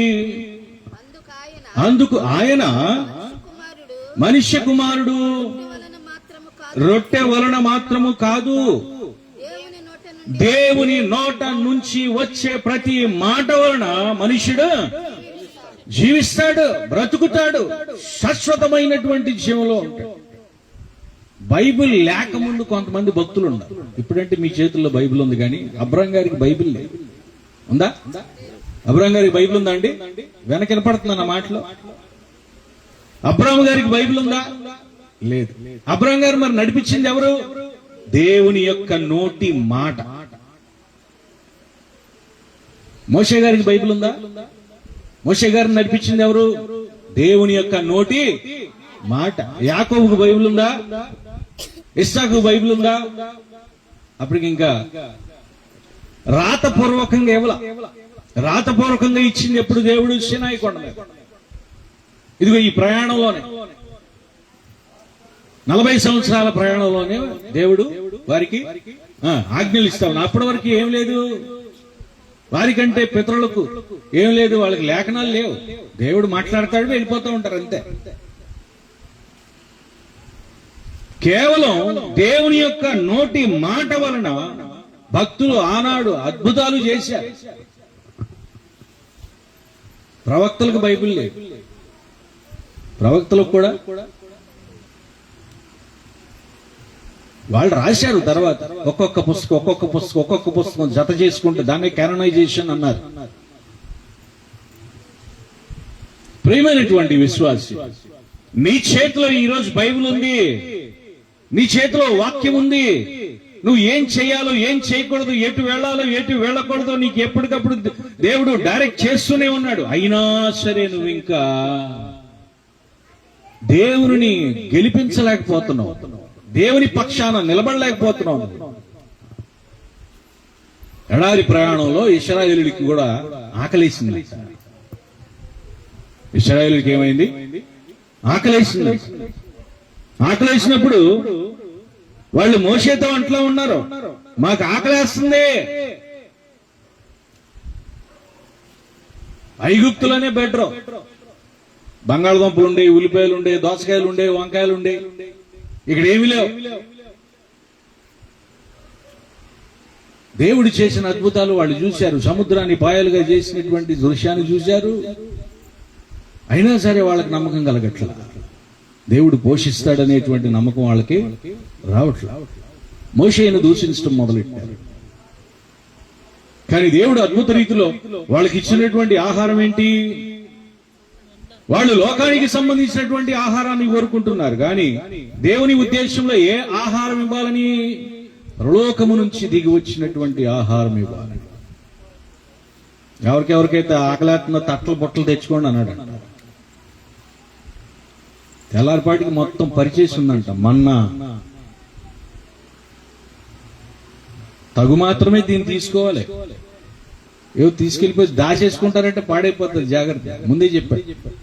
చాలా మంది ఏం చేశారంటే తీసుకెళ్లిపోయి దాచుకున్నారంట. అయితే ఏమైంది? అది పాడైపోతుంది. మనం రోజు ఎందుకు వాక్యం వినాలి? ఎందుకు రోజు వాక్యం వినాలి? మనకు మతిమరుపు ఉందండి? ఎవరికన్నా ఉందా? లేదా? మనుషులందరికీ ఉందా మతిమరిపే? నిన్న ఏం జరిగింది ఎవరికి గుర్తుండదు. నిన్న ఏం తిన్నావమ్మా అని అడిగామనుకో, అప్పుడు గుర్తుంటుంది. నిన్న మటన్ చికెన్ అంటే అప్పుడు గుర్తు. మొన్న ఒక సంవత్సరం క్రితం జరిగినవి గుర్తుంటాయా? గుర్తుండు. మొన్న 2-3 సభల్లో నేను మాట్లాడాను. రెఫరెన్స్లు ఎవరని చెప్తారా? నేను చెప్పిన వాక్యాలు ఎవరని చెప్తారు? రెఫరెన్స్లే చెప్తారా?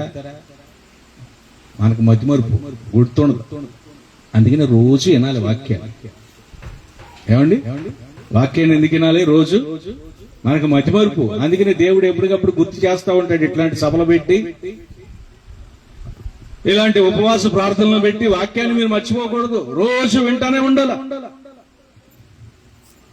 ప్రియమైనటువంటి విశ్వాసి, ఇశ్రాయేలీలు ఆకలేసినప్పుడు దేవుని నామాన్ని దూషించారు. దేవుని పైన నమ్మకాన్ని పెట్టుకోవటం మానేసి దేవుని పైన తిరుగుబాటు చేశారు. మాకు కావలసింది నాన్ వెజ్, మాకు మొక్కలు కావాలి అన్నారు. ఏమన్నారు?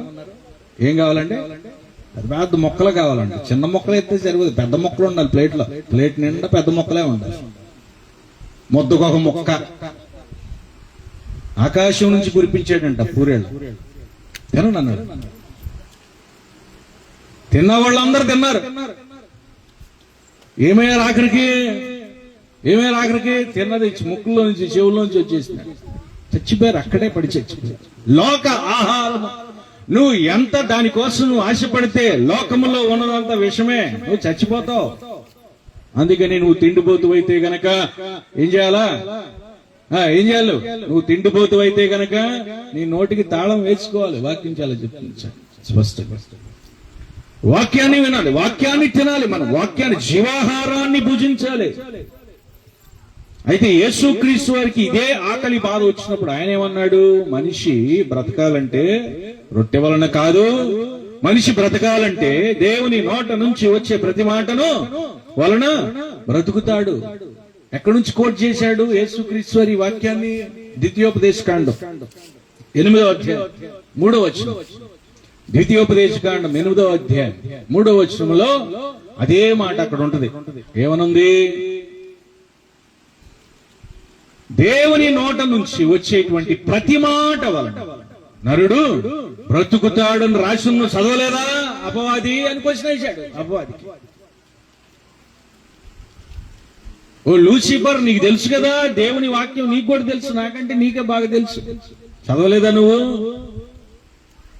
రొట్టెల వల్ల కాదు బ్రతికేది, వాక్యం వల్ల బ్రతుకుతారని నీకు తెలుసు కదా. అపవాదికి వేసినటువంటి ప్రశ్న. ఆకలి సమయాలలో మీరు ఏం చేస్తా ఉన్నారో ఒకసారి చూడండి. ఆకలి సమయాలలో మీరు ఏ తప్పులు చేస్తున్నారో చూడండి. ఆకలేసిందంట ఒక ఆయనకి, నా జాస్త్వత్వాన్ని ఇచ్చేస్తాను నీకు, ఆ చిక్కుడుకాయలు ఇస్తావా అన్నాడంట. ఆకలి కోసం ఏమమ్మేసుకున్నాడు ఆయన? ఏమమ్మేసుకున్నాడు? జాస్తత్వాన్ని అమ్మేసుకున్నాడంట. మీరు కూడా అమ్ముకుంటారు కదా, మీరు కూడా అమ్ముకుంటారు. ఓట్ల ఎలక్షన్ టైంలో మీ జాస్తత్వాన్ని తీసుకెళ్లి ఎవరి చేతిలో పెడతారు? ఎవరి చేతిలో పెడతారు ఎలక్షన్ సమయాల్లో? అందుకే 5 సంవత్సరాలు మీకు నెత్తి మీద కూర్చుంటారు వాళ్ళు. మీ నెత్తి మీదే కాదు, మీతో పాటు మా నెత్తి మీద కూడా కూర్చుంటారు. ఏమండి, డబ్బులు ఇస్తానంటే చాలేక ఆడిచ్చే బిర్యానీ ప్యాకెట్, ఆడి పోసే సారా. మరి బ్రాహ్మణులు తీసుకుంటారా అట్టగే? వాళ్ళు కూడా బ్రాహ్మణులు, రెడ్డులు, చౌదరి వాళ్ళు కూడా సారా ప్యాకెట్లు రాజకీయ నాయకులు ఇచ్చి తీసుకుంటారా? మనమేనా తీసుకునేది? అది ఏనండి, ఆ బతుకంతా మందే. అర్థమవుతుందా మీకు? మీ జాస్తత్వాన్ని భారత రాజ్యాంగం ఇచ్చినటువంటి ఓటు హక్కు అంటే ఏమనుకుంటున్నారు మీరు? దేశంలో ఉన్నటువంటి పౌరులు మీరు, జ్యేష్ఠులు మీరు. జ్యేష్ఠులు ఏం చేస్తారు? దేనికోసం? టీవీ కోసం, కుక్కర కోసం, చీర కోసం. మళ్ళీ ఏదైనా కష్టం వస్తే అయ్యా బాబా, అయ్యా కష్టం వచ్చింది, ఇల్లు కట్టుకో. ఇంకెవడు పట్టించు?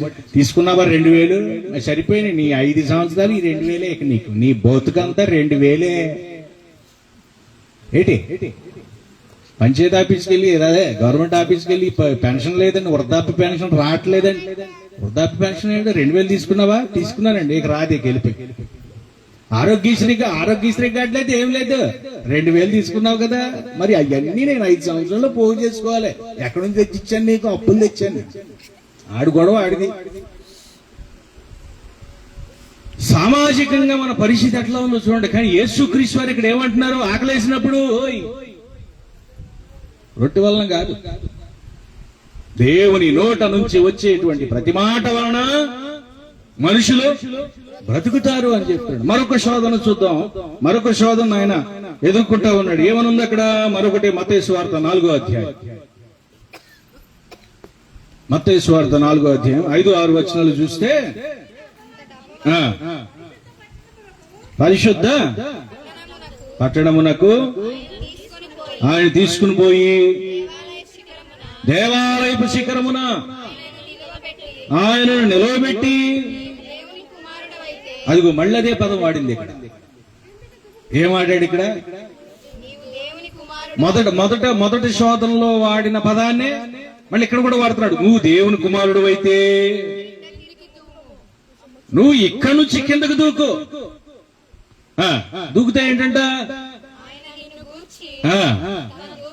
దూతలను ఆజ్ఞాపిస్తారు, వాళ్ళు వచ్చి ఏం చేస్తారు? నిన్ను పట్టుకుంటారు. ఆ మాత్రం నమ్మకం లేదా? నువ్వు దేవుని కుమారుడు కాదా? మళ్ళీ అదే.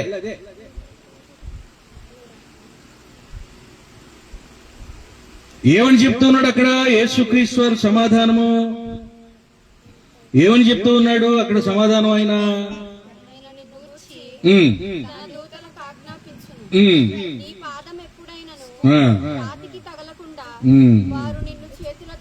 యేసుక్రీస్తు వారు ఏమన్నారు దానికి?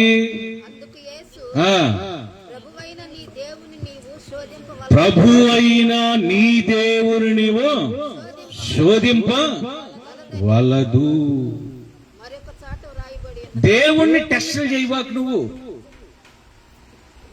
ఏంటి అక్కడ చెప్తూ ఉంది? ఏమని మాట్లాడుతూ ఉంది వాక్యం మనతో అక్కడ? దేవుణ్ణి టెస్ట్ చేయకూడదు, దేవుణ్ణి నువ్వు పరీక్షించకూడదు. దేవుడు నిన్ను పరీక్షించాలి, దేవుణ్ణి నువ్వు పరీక్షించకూడదు. ఏమండి అర్థమవుతున్నా నా మాటలో? ఎంతమందికి అర్థమవుతుంది? దేవుణ్ణి చాలా మంది పరీక్షిస్తా ఉంటారు. దేవుణ్ణి చాలా మంది పరీక్షిస్తా ఉంటారు. కానుకలు వేసే సమయంలో 1000 రూపాయలు తెస్తారండి. 1000 రూపాయలు వేసి దేవుడు దీన్ని 1 కోటి రూపాయలు చేస్తే బాగుండు. పరీక్షలు మామూలు పరీక్షలు కాదు. మీరు పెట్టే పరీక్షలు దేవునికి కొత్తగా విశ్వాసంలోకి వచ్చిన అప్పుడు పెడతారు. కొత్తగా విశ్వాసంలోకి వచ్చేటువంటి వాళ్ళు పెడతారు ఎక్కువగా ఇవన్నీ. నువ్వు గనక ఈ పని నాకు చేస్తే నీకు 7 వారాల నగలు, నీ సన్నిధిలో సాక్ష్యం చెప్తాను. ఎవరికి కావాలి నీ బోర్డు సాక్ష్యం? ఎవరికి కావాలి? నీ డబ్బులు ఎవరికి కావాలి? నీ సాక్ష్యాలు ఎవరికి కావాలి?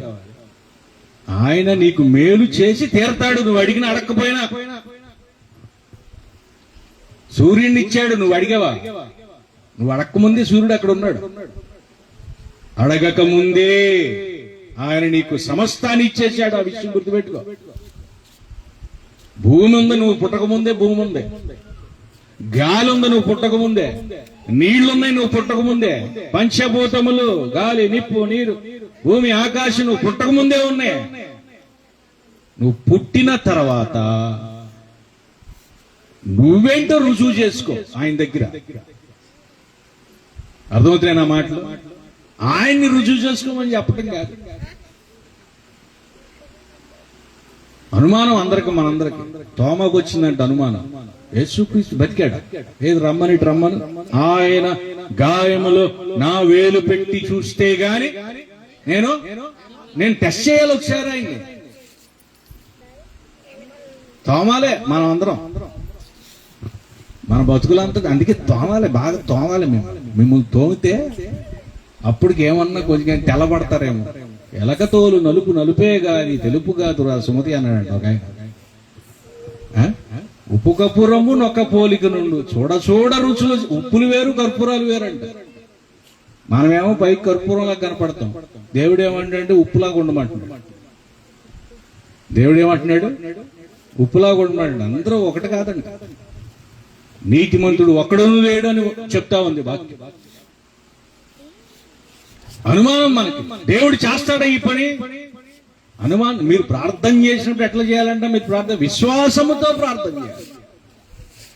మీరు అడుగుడి మీకు ఇవ్వబడును. అయితే ఎట్లా అడగాలి? పూర్తి విశ్వాసంతో అడగాలి. దేవుని నామాన్ని పూర్తిగా ఒప్పుకోవాలి.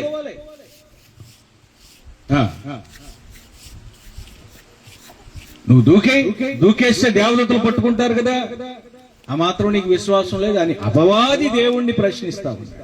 యేసుక్రీస్తు ఇట్లాంటి శోధనే ఒకసారి వచ్చిందంట. ఎడారి ప్రయాణంలో దాహం వేసిందంట వాళ్ళకి.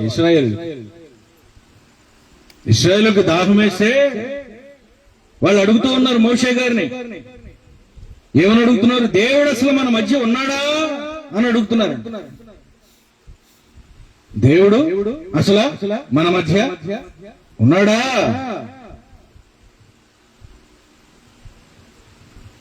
మస్సా అనేటువంటి పేరు ఉంది దానికి, ఆ ప్రాంతానికి. అందుకనే ఈ మస్సాని హీబ్రూలు ఏమంటారంటే నాసా అంటారు. ఏమంటారు? ఇప్పుడు నాసా అని ఒకటి ఉంది కదా, పరీక్ష కేంద్రం ఒకటి ఉందా? ఈ సైంటిస్టులు ఉంటారు కదా వీళ్ళందరూ, దాని పేరు ఎక్కడి నుంచి వచ్చింది? ఇదే పరీక్షించి తెలుసుకునేటువంటి స్థలం, సైంటిస్టులు ఉండేటువంటి స్థలం. ఆ నాసా పేరు ఎక్కడి నుంచి వచ్చిందంటే ఇక్కడి నుంచే వచ్చింది. హీబ్రూలో నాసా అంట, తెలుగులో పరీక్షించుట అంట. పరీక్షించి తెలుసుకుంటారంట వాళ్ళు, కనిపెడతారంట కొత్త కొత్త విషయాలు. వీళ్ళు కూడా కనిపెట్టారు. ఏం కనిపెట్టారు? అనుమానాన్ని వ్యక్తపరిచారు. దేవుడు అసలు మన మధ్యలో ఉన్నాడో లేడా అని చెప్పి అనుమానాన్ని వ్యక్తపరిచారు. దేవుడు నేను ఉన్నవాడను, కావలిస్తే నువ్వు వెళ్ళి ఆ బండను కొట్టు, బండలోంచి నీళ్ళు వస్తాయి చూడన్నాడు. మోషే వెళ్ళి కర్ర తీసుకుని బండతో కొడితే బండలోంచి ఏమొచ్చినాయి? నీళ్ళు వచ్చాయి. దేవుడు నిన్ను పోషించే దేవుడు. దేవుడు నీకు దాహం వేస్తే నీకు నీళ్ళు ఇచ్చే దేవుడు. ఏమని చెప్తూ ఉన్నాడు అక్కడ? యేసుక్రీస్తు వారు అపవాదికి ఏమని చెప్తున్నాడు సమాధానం? ఏమని చెప్తూ ఉన్నాడు? నువ్వు దూకు, దేవదూతలు పట్టుకుంటారు నీకంటే. ఆయన ఏమంటున్నాడు అక్కడ? చదవండి. ప్రభువైన నీ దేవుణ్ణి నువ్వు శోధింపవలదు. మరి ఒక చోట వ్రాయబడిందండి. ఎక్కడ రాసింది? ద్వితీయోపదేశకాండము 6వ అధ్యాయము 16వ వచనం. ఇక్కడ విషయాన్ని అక్కడ చెప్తూ ఉన్నాడు ఆయన. నువ్వు చదవలేదా? అపవాది దేవుణ్ణి శోధించకూడదు తెలీదా నీకు? చాలా మందికి శోధనలు వచ్చేస్తూ ఉంటాయి. దేవుడు ఎందుకు ఈ శోధన పెట్టాడు? గుర్తుపెట్టుకోండి, శోధనలు రాకపోతే వాడు క్రైస్తవుడే కాదు. ఏమండి? శోధనలనేవి లేవు, ఉండకూడదు, మేము సంతోషంగా ఉండాలంటే అసలు ఆడు క్రైస్తవుడు కాదు. ఈ భూమి మీద శోధనలు ఉంటాయి, వాటిని అనుభవించాలి. యోబు గారు ఏమని చెప్తున్నాడు తెలుసా? యోబు గ్రంథంలో ఉన్నటువంటి విషయం ఏంటో, 6 బాధలు నీకు కలిగిన దేవుడు నిన్ను కాపాడతాడు. ఒకవేళ 7వ బాధ వచ్చినా సరే దేవుని యందు నీకు విశ్వాసం ఉంటే దేవుడు ఖచ్చితంగా నిన్ను కాపాడతాడు. యోబు గారు పొందిన శ్రమల కంటే ఎక్కువ శ్రమలు వచ్చేసాయా నీకు? ఏమండి? నీ ఆస్తులు గీస్తులు అన్ని పోయినాయా? నీ పిల్లలు చచ్చిపోయారా? నీ పనివారు చచ్చిపోయారా? నీ గొడ్లు పొలాలు అన్ని పోయినాయా? నీకేమైనా కుష్ఠరోగం వచ్చిందా? యోబు గారికి వచ్చినట్టు ఏమైనా వచ్చిందా? లేదు కదా. బానే ఉన్నావా? ఆరోగ్యంగా ఉన్న వాళ్ళు అందరూ చేతులు ఎత్తండి. ఆరోగ్యంగా ఉన్న వాళ్ళు చేతులు ఎత్తండి. అదొక డౌట్ మళ్ళీ, ఆరోగ్యంగా ఉన్నా అంటావా? బానే ఉంది. క్రైస్తవుడు అంటేనే ఆరోగ్యవంతుడు. ఈ ఆరోగ్యం ఎక్కడి నుంచి వచ్చింది? దేవుడు ఇచ్చాడు మనకి. నీకు జబ్బు వస్తే మందులు ఇచ్చాడు, ఇంజక్షన్లు ఇచ్చాడు, డాక్టర్లు ఇచ్చాడు, హాస్పిటల్స్ ఇచ్చాడు. ఇవన్నీ నీకోసమే సిద్ధపరిచింది దేవుడు. ప్రియమైనటువంటి విశ్వాసి, దేవుడు నీకోసం ప్రతీది సిద్ధపరిచి ఉంచాడు. అయితే నీకు ఇంకా అనుమానం ఉందేమో, ఇప్పుడే నీ అనుమానాన్ని తీసేయాలా. నీ అనుమానం తీసేయాలా. యేసుక్రీస్తు వారు మొదటి రాకడలో వస్తాను అని చెప్పాడు, వచ్చాడు. యేసుక్రీస్తు వారు 2వ రాకడలో రాబోతున్నానని చెప్పాడు, ఖచ్చితంగా వచ్చి తీరుతాడు. ఇక నీకు అనుమానం అవసరం లేదు. అనుమానం అవసరమే లేనే లే. ప్రేమైనటువంటి విశ్వాసం, మనము విశ్వాసులము. విశ్వాసానికి కర్త అయినటువంటి యేసు క్రీస్తు వారి వైపు చూసి మన విశ్వాస యాత్రను కొనసాగించాల. మరొక శోధన చూద్దాం. దేవుడు అక్కడ ఆ శోధనను కూడా ఎట్లా ఎదిరించాడో జయించాడో చూసి నేను ఈ మాట చెప్పేసి ముగిస్తాను. మత్తయి సువార్త 4వ అధ్యాయం 8వ వచనం తీశారా? బైబిల్ ఎంత దగ్గర ఉన్నాయండి? ఎంతమంది దగ్గర తెచ్చారు? బైబిల్స్ ఎంతమంది ఇచ్చారు? బైబిల్ తెచ్చిన వాళ్ళు బైబిల్ చూపించండి. మీ బైబిల్లో బైబిల్ తెచ్చిన వాళ్ళు కొంతమంది చేతిలో బైబిల్ లేదు, కొంతమంది చేతిలో బైబిల్ లేదు. ఎందుకు వచ్చారు? తోలు బొమ్మలాట చూడడానికి వచ్చారా? ఏమండి బొవ్వలు ఉన్నాయా? మీటింగ్ అయిన తర్వాత బొవ్వలు తిన్నారంటే ఒక్కొక్కటి నడుగు విరిగిపోద్ది బైబిల్ లేనోళ్ళు. బైబిల్ లేకపోతే అసలు మన క్రైస్తవులం కాదు.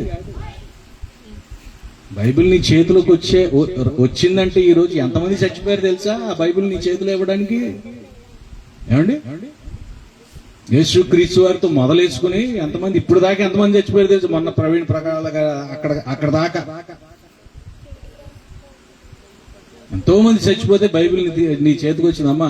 బైబిల్ అంత ఈజీగా చూడబాకు. బైబిల్ నీ చేతికి ఇచ్చింది దేవుడు. ఇంట్లో మంచి షోకేజ్ ఒకటి కట్టించుకుని దాంట్లో పెట్టుకుని పడుకోమని కాదు. కొంతమంది దిండి కింద పెట్టుకుని పడుకుంటారు కొంతమంది బైబిల్ని. ఎందుకు? యేసునామంలో సాతాను శక్తులని. బైబిల్ దిండి కింద పెట్టుకుంటే సాతాను పోదు, దాన్ని తీసి చదవాలా, దాన్ని మొయ్యాలి. దేవుడు సిలువును మొయ్యమంటున్నాడు. ఈ బైబిల్ ఏం మొయ్యలేకపోతున్నాడు, సిలువును ఏం మోస్తాను? ఈ 40 రోజులు అయిన తర్వాత సాల్వేషన్ చర్చిలో ఉన్న విశ్వాసుల్ని వరుసగా ఉంచోబెట్టి సిలువేసేయాలి. ఉంచాడు రేఖ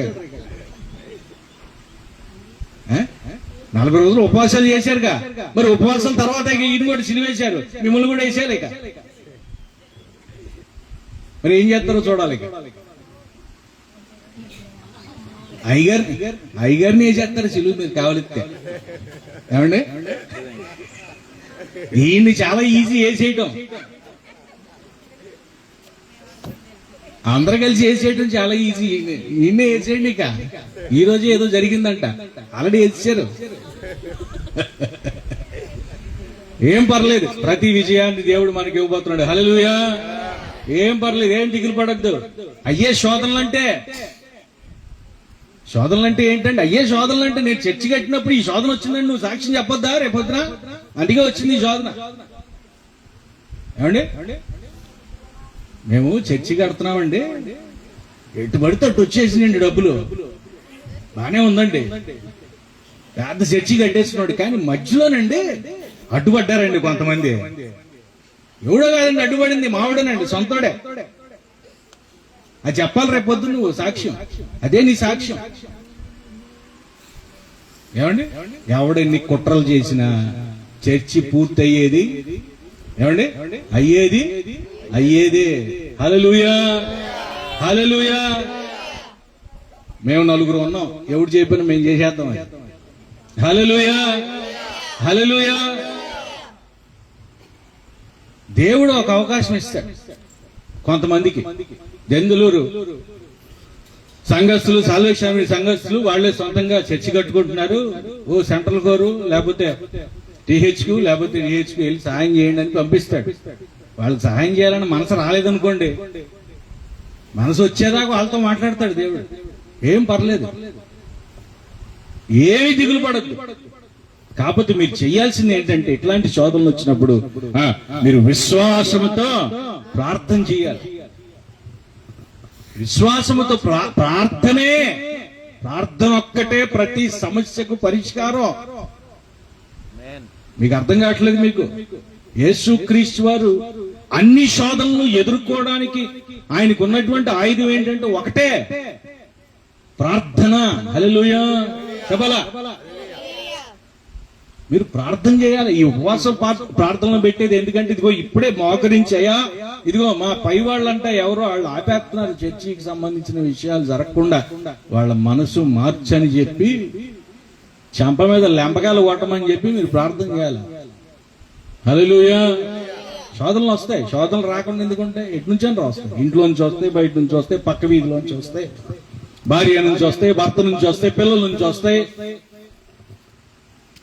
సంఘ అధికారుల నుంచి వస్తాయి, ఎటు నుంచైనా వస్తాయి, దేశ నాయకుల నుంచి వస్తాయి. శోధన ఎటన్నా రాని మీరు శోధనలో ప్రవేశించకుండా ఉండునట్లు మీరు మెలకువగా ఉండి ఏం చేయాలి? ప్రార్థన చేయాలి. ప్రార్థన చేయడానికే వచ్చింది ఈ ఉపవాస దినాలు 40 రోజులు. 40 మీరు చేసే ప్రార్థన వల్ల 40 రోజుల తర్వాత వాళ్ళ దృష్టి మారిపోవాలి. అరే మేము తప్పు చేసామని వాళ్లే రావాలి నీ దగ్గరికి. హల్లెలూయా. వాళ్ళే దెందులూరు వచ్చి ఇదిగో మేము ఇది ఆపేము, మమ్మల్ని క్షమించండి అని చెప్పి వాళ్ళు మళ్ళీ మొత్తం ఎంత అయితే ఆపారో అంత ఇచ్చేయాలి. హల్లెలూయా. అది నీ ప్రార్థనలో బలం ఉంటే, నీ ప్రార్థనలో బలం ఉండాలి. నీ ప్రార్థనలో బలం ఉంటే దేవుడు దేనన్నా వంచి తీసుకొస్తాడు, గల్లా పట్టుకొస్తాడు నీ దగ్గరికి. అంతే చెప్పి అపవాదికి అంత మాత్రము లొంగడానికి వీలు లేదు. ఏమని చెప్తున్నాడు ఇక్కడ? 3వ విషయం, మరలా ఎత్తైన ఒక కొండ మీదకు ఆయనను తోడుకొని పోయి లోకరాజ్యములన్నిటినీ చూపించి సాగిలపడు, నమస్కారం చేస్తే ఇవన్నీ నీకు ఇచ్చేస్తా.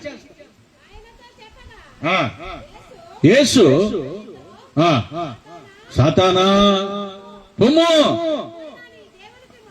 నీ దేవునికి మాత్రమే మొక్కాలి, ఆయనను మాత్రమే ఆరాధించాలి, సేవించాలి అని చెప్తూ ఉన్నాడు యేసు.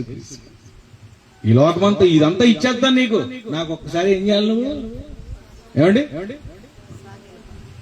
ఇందులో క్రైస్తవులు ఎంతమంది ఉన్నారు? ఎంతమంది ఉన్నారు క్రైస్తవులు ఇందులో? మన జనాభా లెక్కలు రాశారా? మీ పేర్లు ఉన్నాయా అందులో? ఉన్నాయా? ఎందుకంటే మావి పోతాయి, రాస్తే ఏమవుతాయి? మావి పోతాయి, ఉద్యోగాలు పోతాయి, ఏమండి రేషన్లో పోతాయి, రిజర్వేషన్లో పోతాయి.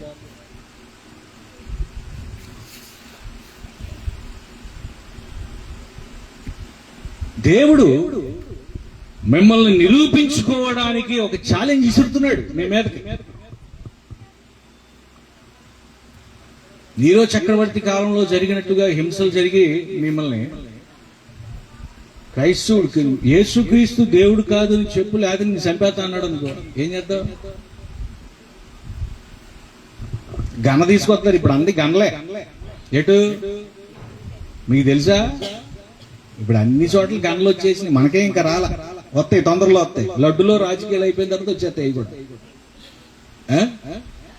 ఏం రాజకీయాలు ఏమో మరి నాకేం అర్థం కావట్లా. వీళ్ళు ఏందో, ఈ పరిపాలకులు ఏందో. ఆ యూపీ ప్రభుత్వం, అటు ఆ యోగి, అది అన్ని గనలే, డైరెక్ట్ గా వచ్చి కాల్ చేసుకుంటారు. చూసుకోండి, వెళ్ళి చూసుకోండి కావలిస్తే. అదే రోజులు ఇక్కడ రాబోతున్నాయి తొందరలోనే. మా పవన్ కళ్యాణ్ అన్నాం అనుకో, అదే రేపు పొద్దున ఏ చేతి వచ్చి యేసుక్రీస్తు దేవుడు కాదని చెప్తావు లేదని కనబెట్టడానికి ఏం చేద్దాం? ఏం చేద్దాం? దేవుడు కాదనేస్తారు చాలా మంది.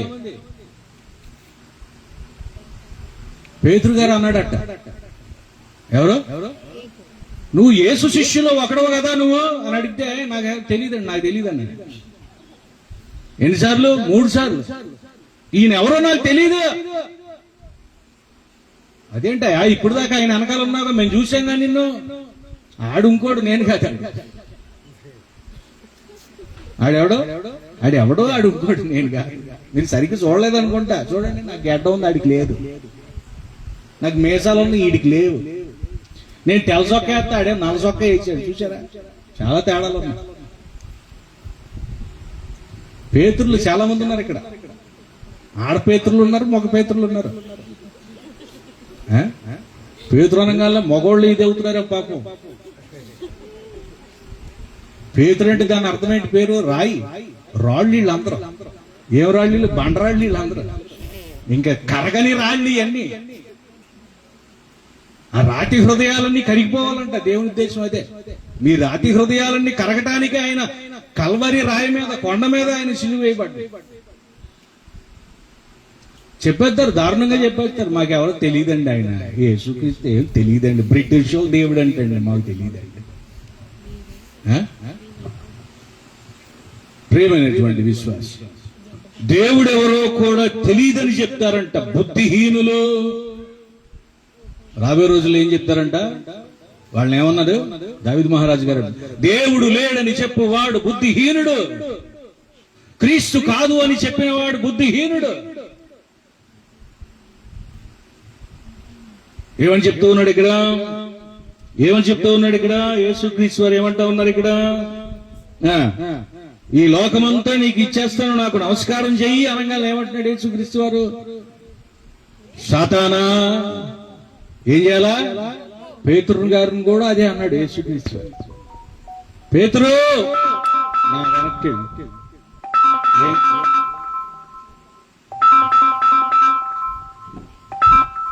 పేతురు ఏం చేయాలి? నువ్వు పొమ్ము పొమ్ము వెనక పో పో, సాతానా పో పో అని చెప్పాలి. నువ్వు యేసు నామములో సాతాను శక్తులన్నీ పటాపంచలవును గాక. చెప్పండి. అది నువ్వు వాడిని మీకు తెలుసా? అపవాది నిన్ను ముట్టుకోవాలంటే దేవుని పర్మిషన్ కావాలి. తెలుసా మీకు ఆ విషయం? వాడు మిమ్మల్ని ముట్టుకున్నాడంటే దేవుని పర్మిషన్ కావాలి. వాడు మిమ్మల్ని చంపడానికి కూడా దేవుని పర్మిషనే కావాలి. యోబు గారి దగ్గర జరిగిన విషయం ఇదే. నువ్వు అతన్ని పరీక్షిస్తానంటే పరీక్షించు, కానీ తన ప్రాణం మాత్రం తీయడానికి వీలు లేదు.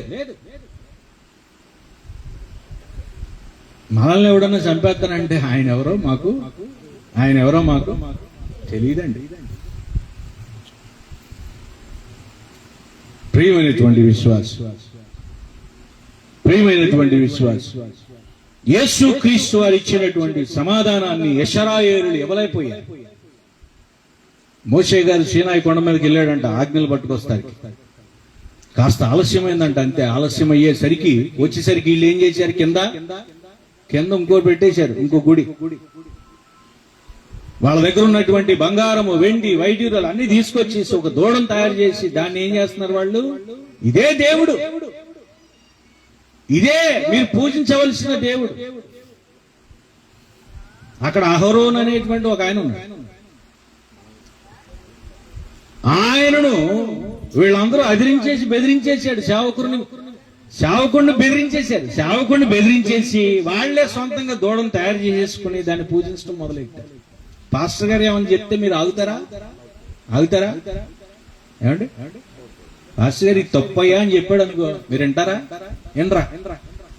అయిపోయింది అయ్యగారి పని. గుండు గీసేస్తారు ఏమంటే ఆడమాడితే. పాస్టర్ గారికి గుండె అయిపోద్ది. నువ్వు ఇక్కడ ఉంది ఎందుకో తెలుసా? నువ్వు మేం చెప్పింది వినడానికి. నువ్వు ఎందుకు నేను ఇక్కడ పెట్టుకుంది ఎందుకు? నీకు జీతం ఇస్తుంది ఎందుకు? ఎవరు చెప్పింది నాలు? నువ్వు ఎవరు చెప్పింది? మేము దూడం తయారు చేయమంటున్నాం కాబట్టి నువ్వు దూడం తయారు చేయి. మేము ఆ దూడను ఆరాధించుకోవాలి. అందుకే అక్కడ అహరోన్ గారు ఏం అనలేకపోయాడు.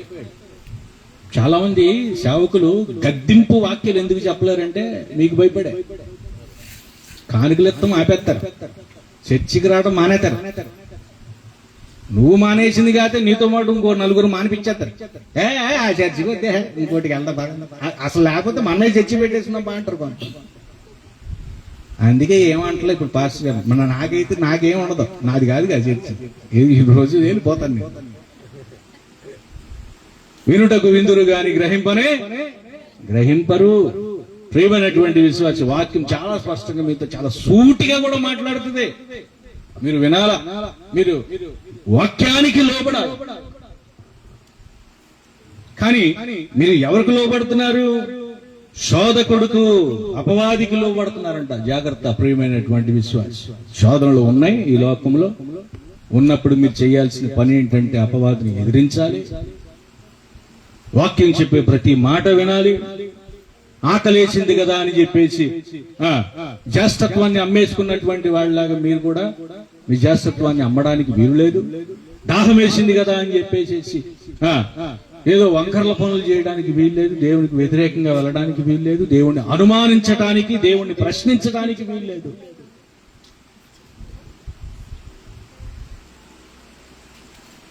దేవుడు మన జీవితాలను కాపాడేటువంటిది. మనుషులు ఇంకెవరు మీ జీవితాలని కాపాడలే. ఏమండి, మనుషులు ఎవరు కూడా నీ జీవితానికి జవాబుదారి కాదు. మనుషులు ఎవరో జవాబుదారి కాదు నీ జీవితానికి. నీ జీవితానికి జవాబుదారి దేవుడు ఒక్కడే. హల్లెలూయా. నీ భార్య నీకు జవాబుదారి కాదు నువ్వు అనుకుంటున్నావేమో. నీ భర్త నీకు జవాబుదారుడు కాదు నువ్వు అనుకుంటున్నావు. భార్య ఎవరు, భర్త ఎవరు? మీరు అందరూ ఎవరు? దేవుని పిల్లలు, దేవుని వారసులు. మీరందరూ ఎవరికి లోబడాలి? దేవునికి లోబడాలి. ఆయన ఆరాధించేవారు ఆత్మతోనూ సత్యముతోనూ ఆరాధించాలి. ప్రియమైనటువంటి విశ్వాసం, ఈ శ్రమల దినాలలో మీరు తీసుకోవాల్సినటువంటి గొప్ప నిర్ణయం ఒకటి ఉంది. ఇప్పుడు దాకా మీరు ఎటువంటి తిరుగుబాట్లు దేవుని మీద చేశారు? ఇశ్రాయేలీయులు చేసినటువంటి తిరుగుబాట్లు ఏమైనా చేస్తుంటారేమో ఒకసారి జ్ఞాపకం చేసుకోండి. మీరే ఇక నుంచి మీరు దేవుని యొక్క చేతిలో మంచి పాత్రలో బడా నమ్మకమైనటువంటి దాసుల వలె మీరు ఈ లోక యాత్రను కొనసాగించాలి. ప్రియమైనటువంటి విశ్వాసం, క్రైస్తవుడు ఈ లోకానికి ఏమై ఉండాలా? ఉప్పులా ఉండాలంట. ఉప్పుతో పోలుస్తూ ఉన్నాడు. కూరలో అన్నేసిన ఉప్పే లేదనకి ఏమవుద్ది? సప్పగా ఉంటుంది. మీలో ప్రార్థనా జీవితం లేకపోయినా, వాక్యం చదివే అలవాటు లేకపోయినా, పాటలు పాడే అలవాటు లేకపోయినా మీ క్రైస్తవ జీవితం సప్పగా ఉంటుంది. ఎదుటోడు కూడా క్రీస్తుని తెలుసుకోలేడు. క్రీస్తుని ఎవరు చూపించాలి? నువ్వే చూపించాలి. ఈ తరానికి యేసు క్రీస్తు ఎట్లుంటాడో తెలియదు. ఈ తరానికి యేసు క్రీస్తు వారిని చూపించాల్సింది ఎవరో? నువ్వే. యేసుక్రీస్తు ఎట్లా క్షమిస్తాడు? యేసుక్రీస్తు ఎన్ని అవమానాలైనా సరే ఎట్లా తట్టుకుంటాడు? యేసుక్రీస్తు శోధనను ఎట్లా జయిస్తాడు? ఇవన్నీ అన్యులకి నేర్పాల్సింది ఎవరు? నువ్వే. నిన్ను ఇంకా బ్రతికి ఉంచింది, నువ్వు బ్రతికి ఉండటానికి కారణం ఏంటంటే దేవుని యొక్క ప్రేమను, ఆయన త్యాగాన్ని, ఆయన క్షమాపణను ఈ లోకానికి చెప్పడానికి. ప్రియమైనటువంటి విశ్వాసం, ఈ 40 రోజుల్లో నువ్వు ఎలాంటి నీ జీవితాన్ని గడిపావో ఒకసారి చెక్ చేసుకో, పరిశీలించు. దేవునికి దగ్గరగా ఉన్నావా? దేవునికి దూరంగా ఉన్నావా? ఉపవాసము అంటే ఏంటి? ఉపవాసం అంటే దేవునికి దగ్గరగా జీవించుట. హల్లెలూయా, హల్లెలూయా. దేవునికి దగ్గరగా ఉన్నావా? దేవునికి ఎంత దూరంలో ఉన్నావో చూసుకో ఒకసారి. దేవుడు దగ్గరగా వస్తుంటే నువ్వు దూరంగా పారిపోతున్నావేమో చూసుకో. దేవుడు నిన్ను తన రాజ్యంలో ఉంచాలని తన చిత్తాన్ని కలిగి ఉన్నాడు. మీరు యుద్ధం చేయాలంటే మీ తరపున యుద్ధం చేసేది ఎవరు? దేవుడు. సంఘ కాపురిని గౌరవించుకోవాలి. సంఘ కాపురి విశ్వాసం గౌరవించుకోవాలి. విశ్వాసులు అందరూ కలిసి సంఘానికి కట్టుబడి ఉండాలి. మీరందరూ మీకంటూ ఒక హెడ్ ఆఫీస్ ఉంది, దానికి కట్టుబడి ఉండాలి. ఇదంతా ఒక చైన్ ఎక్కడ తెగటానికి వీల్లేదు. చైన్ మధ్యలో తెగిందా, గాలిపటం మధ్యలో ఎగురు తెగిందానికి ఎక్కడ పడుద్ది? గాలిపటం వెళ్ళి ఎక్కడ పడుద్దండి? ప్రియమైనటువంటి విశ్వాసం, దేవుడు మీకు ఇస్తున్నటువంటి ఈ యొక్క విశ్వాస జీవితాన్ని జాగ్రత్తగా కాపాడుకోండి. ఈ 40 రోజులు చక్కటి ఉపవాస దినాలను కొనసాగించండి. ఇది చక్కగా ప్రతి ఇంట్లో కోటాలు పెట్టేస్తున్నారు. చాలా సంతోషం. మీరు పెట్టించేటువంటి కోటాల వల్ల ఎంతో మంది సువార్త వింటారు.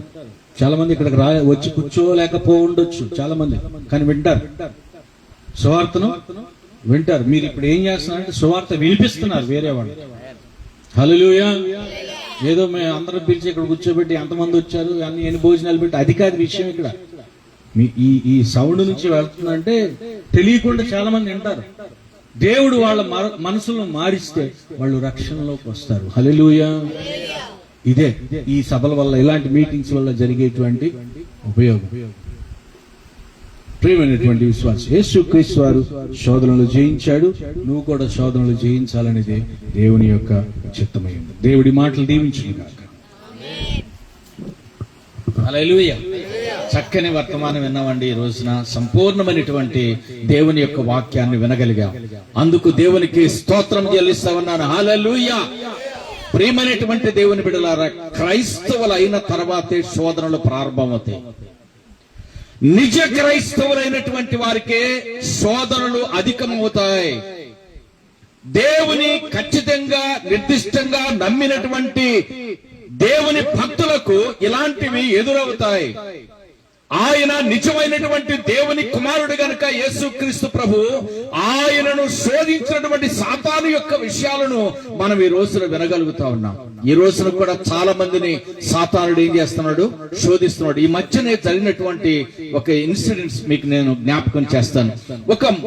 ఇలాగే దేవుని యొక్క సువార్తను ప్రకటిస్తున్నటువంటి దైవ దాసుల యొక్క ఇలాంటి శక్తి కలిగినటువంటి దేవుని దాసులు ప్రకటిస్తున్నటువంటి సువార్త ఏదైతే ఉందో ఆ సువార్త వలన, ఆ వాక్యం వలన ఒక ముస్లిం కుటుంబం నుంచి ఒక యవనస్తుడైనటువంటి ముస్లిం సోదరుడు రక్షించబడ్డాడు. దేవునికి స్తోత్రం కలుగునుగాక. ఇది నిజమైనటువంటి విషయం అండి. ఒక ముస్లిం కుటుంబం నుంచి ఆ యొక్క సోదరుడు యేసుక్రీస్తు వాక్యం వలన ఆయన రక్షింపబడి యేసును తమ సొంత రక్షకునిగా అంగీకరించి ప్రభువులో స్థిరంగా ఉండడానికి, నిలబడటానికి ప్రయత్నం చేశాడు. కానీ అతని మీదకి అనేకమైనటువంటి శోధనలు వచ్చినాయి. వారి యొక్క మత పెద్దలు గాని వారి గ్రంథంలో ఉన్నటువంటి కొన్ని విషయాలను వారి యొక్క కుటుంబానికి ఆపాదించినటువంటి వారై ఆ కుటుంబంలో ఎంతో శోధన తీసుకొచ్చి పెట్టినటువంటి పరిస్థితులలో ఆ తండ్రి ఏమయ్యాడో తెలుసునా? అతని మీద అనేక రీతులుగా దాడి చేసి అతన్ని చంపేశాడు. ఎంత ఘోరమైనటువంటి విషయం అండి ఇది. కనుక నిజ క్రైస్తవులైనటువంటి వారికి అందుకని అంటాడు, అంతటితో వదిలిపెట్టలే యేసుక్రీస్తు ప్రభుని. సాతాడు వెంటాడాడు. సాతాడుకు ఒక మనిషిని అంతగా శోధించేది, కానీ మనిషిలో ప్రవేశిస్తే మాత్రం అది డబుల్ అయిపోతుంది. అందుకని ఏ రోజులో ప్రవేశించాడు, అవునా కదా?